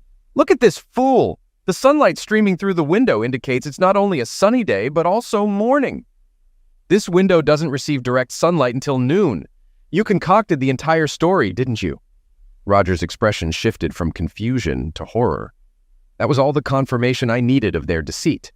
The abrupt transition from contemplating forgiveness to a resolute decision was disorienting, and I detest feeling humiliated. I could and indeed concurred that there might be a valid reason for attempting to deceive a lie detector test. There was only one explanation. They tampered with the video. The following moments were tense. Flo let out a loud groan and fled out the door, while Mary sat there, stunned. Alice advanced towards Roger, who attempted to maneuver past me, using me as a shield. I took a single stride and exerted all my force as I brought my foot down on his injured leg. Instinctively, he doubled over, and as his head reached a near-horizontal position, it met my knee coming the opposite direction, causing his head to back up, blood spraying from his flattened nose. He joined Flo in a hurried flight away from home, leaving the three of us locked in a grim tableau. Alice stood trembling, tears streaming down her face, a sentiment I could deeply relate to. For the second time in a week, the man I had loved unconditionally for nearly 25 years shattered my heart. The realization that this was the same person who had kept me hopeful between crises was doubly shocking. Mary remained seated, seemingly stunned by her sister's foolishness and likely horrified by the lies Flo undoubtedly fed her over the past week. I approached Alice and enveloped her in a hug. I held her as she trembled uncontrollably, mourning the demise of her marriage. I've always preferred to grieve in solitude, reserving it for later. But in this moment, I remained composed, clinically calm as one can be amidst chaos, already formulating a list of inquiries. I was already regretting letting Roger depart with only a broken nose. I glanced at Mary, pondering her reasons for staying. Was it to offer apologies for her role in this debacle? Or was it due to her inability to tear her gaze away from the catastrophe unfolding before her? Unable to answer this without breaking my connection with Alice, which I had no intention of doing, I allowed my thoughts to race. It became apparent that Roger, while intelligent and adept at manipulation, was not as cunning as Alice. If she hadn't picked up on the sunlight clue at that moment, we might still be part of two successful couples. In hindsight, the doctored video was quite clever. Yet, I struggled to reconcile this with the fact that I was being deceived. I was certain that the soundtrack aligned perfectly with the words I had heard during that weekend, leading to an inevitable, logical conclusion.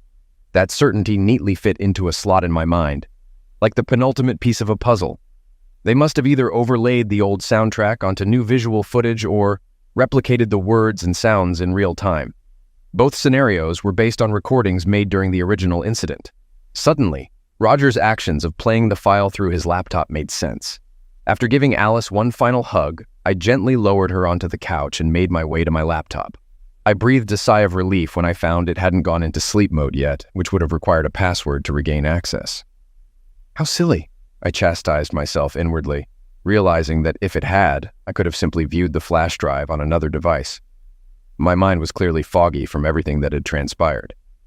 With my fingers deftly navigating the keys and mouse, I closed the software and opened the video file displayed on the Explorer screen, revealing that we had just witnessed myself and Flo making 8.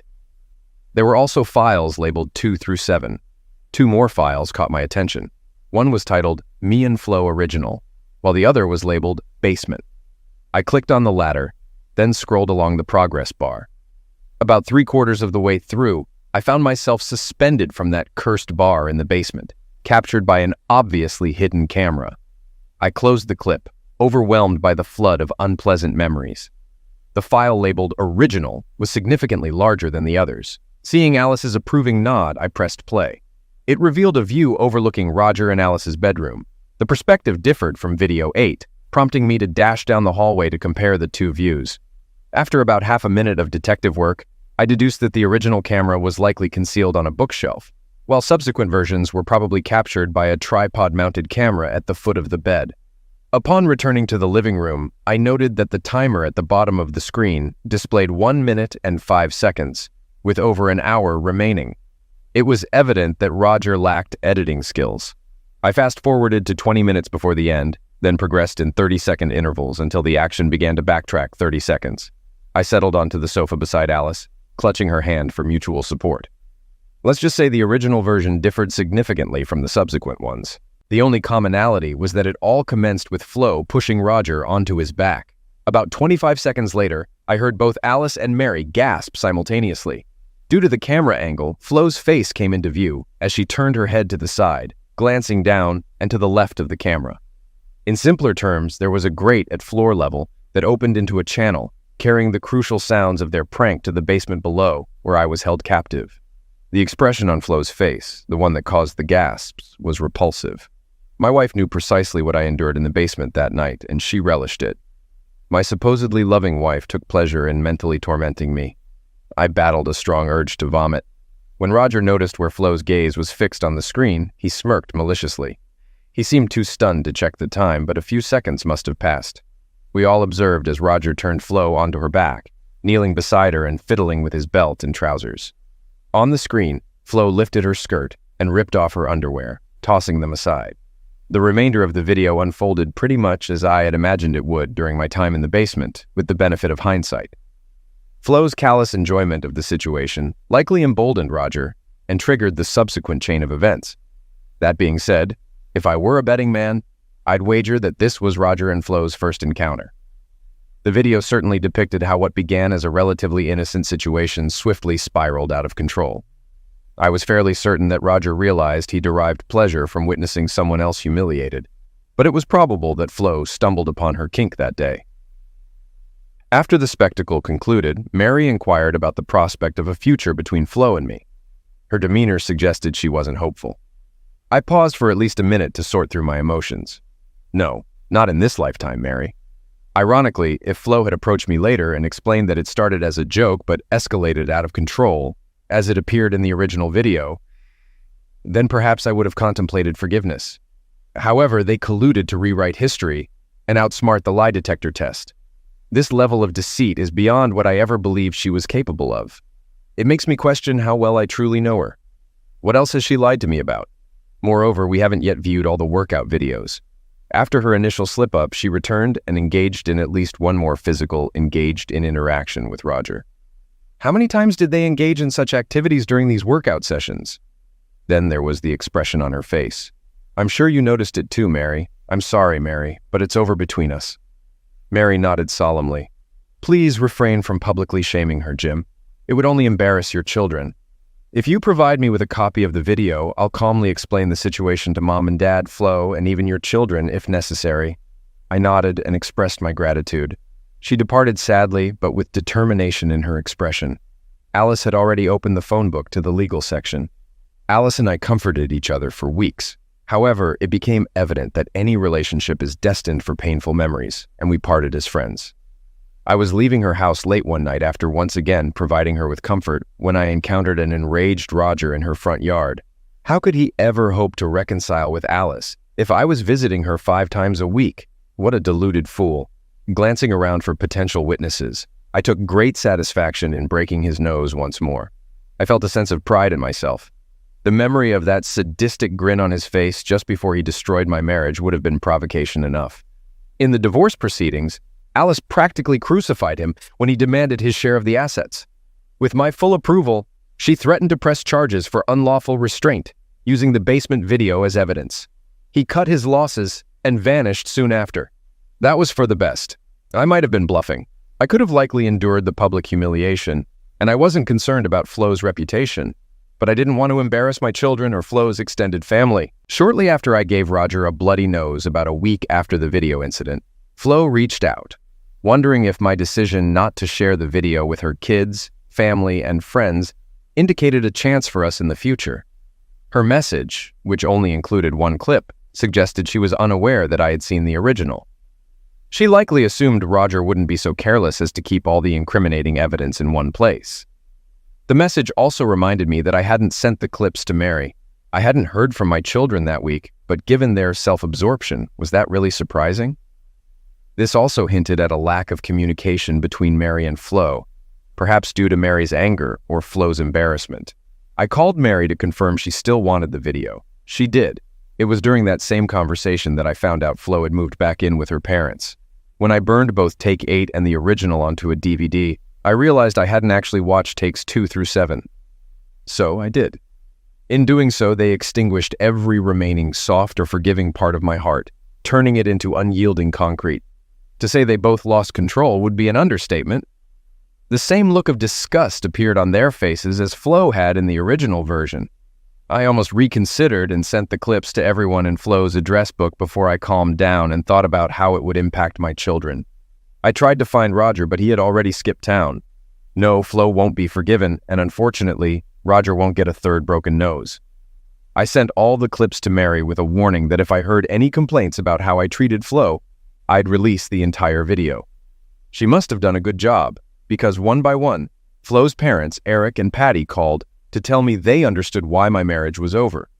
Later on, I discovered that Mary recounted the entire ordeal to them and offered to show the clips as proof. Only Flo's mother took her up on the offer. Struggling to believe the narrative, she apparently became ill halfway through watching the original clip. Following this, Flo didn't contest the divorce. Through Mary, I found out she had found refuge from the toxic environment at her parents' house by renting a small apartment. I wasn't aiming to cheat her in the divorce. 24 solid years had to count for something, and I didn't want any repercussions from my children down the line. If and when they eventually forgave their mother, Flo sent me a sincere letter apologizing for her actions and attempted cover-up. The loneliness she expressed leaped off the pages. She pleaded for forgiveness, but more to reconcile with herself. Her appeals for me to forgive her for the sake of her parents, our children, and mutual friends nearly moved me to tears. Nearly. I wasn't seeking a replacement yet, but there was no shortage of single women vying for my attention. Ask any middle-aged woman about the availability of suitable, decent-looking men with good morals, and she'll paint a bleak picture. I'm looking forward to meeting new ones. And since I have no intention of marrying again, I anticipate many, many such encounters.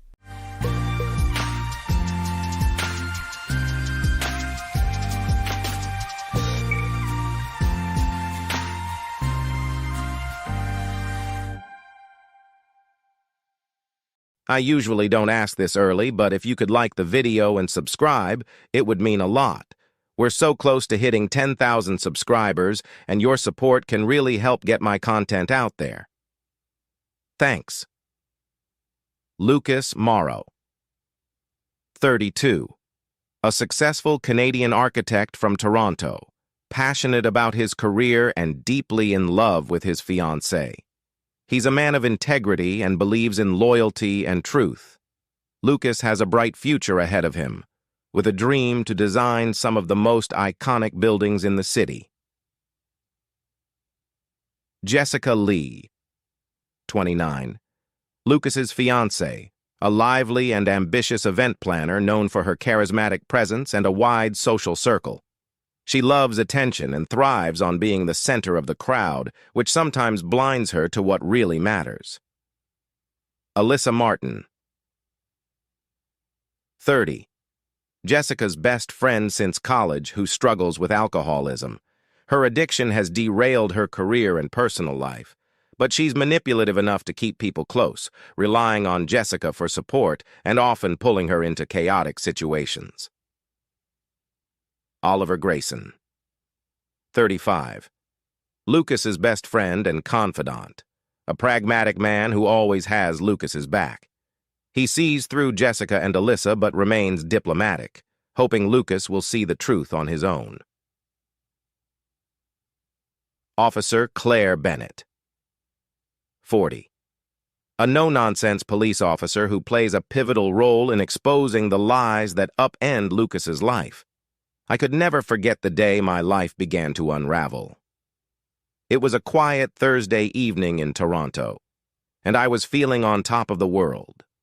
I had just signed a contract to design a new high-rise in the city, a project that would make my name synonymous with luxury architecture. Everything in my life seemed to be falling into place, a great career, a loving fiancé, and a future that looked as bright as the skyline I was helping shape.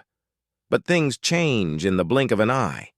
It all started with Jessica's infamous parties. They weren't my thing, but I loved her, and I'd grown used to her wanting to entertain her large group of friends. These gatherings were her way of unwinding after work, her chance to flaunt her success as an event planner and, I suspect, show off our relationship. I didn't mind. We had an understanding. I'd make appearances, talk to her friends, and then retreat to the quiet of my study. That night, though, was different. Alyssa, her best friend, arrived late, as usual. Even before she walked through the door, I could hear her high-pitched laughter from down the hall. Alyssa had always been a wild card, unpredictable and erratic. She had a certain magnetism, the kind that made you want to be around her, even though you knew it would end badly. That night, she stumbled into the apartment, glassy-eyed and reeking of whiskey. "She's had a rough day," Jessica whispered to me as I shot her a concerned look. "Just let her be." Alyssa was loud, obnoxious, and her drinking had only gotten worse over the past few months. But Jessica's blind loyalty to her kept me from saying anything that night. I didn't want to cause a scene, especially with so many of Jessica's friends around. As the evening wore on, Alyssa became more unhinged. She knocked over a vase in the living room, laughed it off, and then spilled her drink on our new couch. Jessica tried to brush it aside, but I saw the tension in her shoulders. She knew Alyssa was crossing a line, yet she refused to say anything, as if protecting Alyssa from herself was more important than maintaining any sense of decorum. I couldn't take it anymore. "Hey, Alyssa, maybe it's time to call it a night?" I suggested gently, trying not to embarrass her in front of everyone. Her eyes darkened instantly. "What's your problem, Lucas? You've always had a stick up your ass." She slurred her words, waving her drink around dangerously close to Jessica's beloved art collection. I could feel the temperature in the room drop as all eyes turned to me. I wasn't going to engage in a public fight. Not here. Not now. "Let's just sit down," I said, attempting to de-escalate the situation. Alyssa wasn't having it. She lunged forward, losing her balance and knocking over a table, sending glasses and plates crashing to the floor. Jessica hurried over to clean up the mess, and the rest of the partygoers shifted awkwardly, unsure whether to intervene or leave. I stepped in to help, but Alyssa turned on me, eyes blazing. "You think you're better than me, don't you, Lucas? Just because you've got your fancy job and perfect life." I stayed calm. "Alyssa, I'm just trying to help." "Help?" She spat the word like it was poison. "You think you're some kind of hero? Get over yourself." That was it. I took a deep breath, ready to ask her to leave, when she did something that changed the course of my life forever. With a wild swing, she slapped me hard across the face. I stumbled back in shock, the room going silent. My cheeks stung, but what hurt more was the disbelief in Jessica's eyes. "Alyssa! Alyssa!" Jessica gasped, rushing to her friend's side. I expected her to turn to me, to ask if I was okay, to defend me. But instead she wrapped her arms around Alyssa as if she was the one who had been wronged. "I'm sorry," I began, trying to make sense of the chaos. "But she needs help, Jess. This has gone too far." Jessica's eyes flared with anger.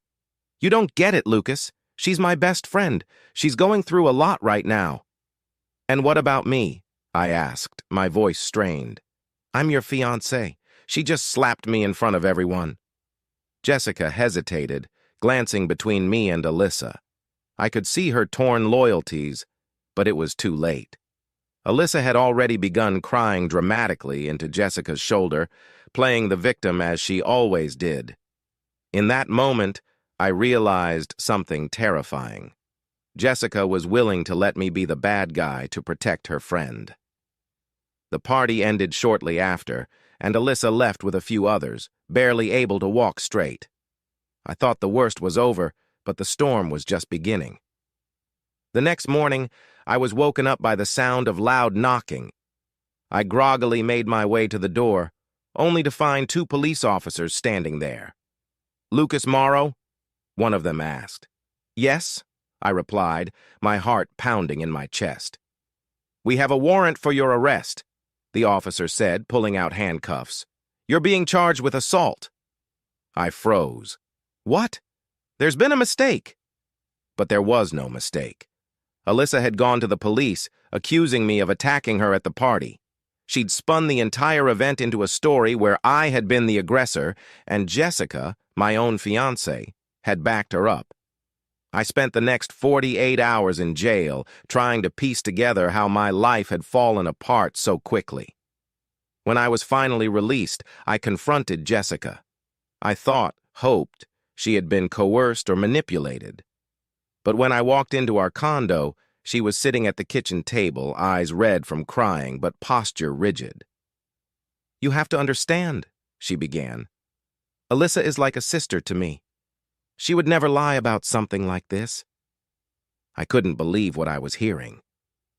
"Jessica, she slapped me! You saw it! You were there! How could you back her story?" Jessica stood up, crossing her arms defensively. "She's going through a lot. She's not in the right headspace, and maybe things got out of hand, but you don't know what it's like to have a friend like that." I stared at her, feeling the last threads of my patience snapping. "You're right, I don't, because I wouldn't keep a friend who would ruin someone's life just to cover her own mess. You saw what happened, and you chose to side with her, not me." "Her! I'm not choosing sides," Jessica shouted, but the truth was evident in her voice. The argument dragged on, but there was no resolution. Jessica refused to admit Alyssa's fault, and I refused to live in a relationship where I could be betrayed so easily. I left that night, crashing on Oliver's couch while I tried to figure out my next steps. Days passed, and Jessica sent countless texts and voicemails, trying to patch things up. But her words were hollow. She was more concerned with saving face than fixing what was broken between us. The arrest had shaken me, but more than that, it was the betrayal, the realization that Jessica had never truly had my back. It wasn't until a week later, when Officer Claire Bennett, the officer who arrested me, knocked on my door again, that things finally started to make sense. "Lucas," she said, "I've been doing some digging into the case. Something's not adding up." Claire had taken a personal interest in the case after seeing how distraught I was during the arrest. She'd gone back over the statements and realized that Alyssa's story had more holes than a sinking ship. It didn't take long for her to track down witnesses from the party who confirmed what had actually happened. Alyssa had been the aggressor, not me. The charges were dropped, and Alyssa was eventually issued a restraining order. But by that time, it didn't matter. The damage had been done. I'd lost trust in Jessica, and in truth, I'd lost trust in our relationship long before Alyssa's lies tore us apart. In the end, I realized that love, like architecture, needs a strong foundation to survive. Jessica had built our relationship on shallow connections and hollow loyalty, and when the weight of reality hit, it all came crashing down. Sometimes, losing everything is the only way to rebuild something stronger. I walked away from that chapter of my life with a clearer understanding of who I was and what I deserved, not just in love, but in life. Thank you for staying with me through this emotional journey of betrayal, heartbreak, and rebuilding. Remember, a relationship without trust is like a house built on sand. Have you ever experienced a moment where you had to make a tough decision like Lucas? We'd love to hear your thoughts.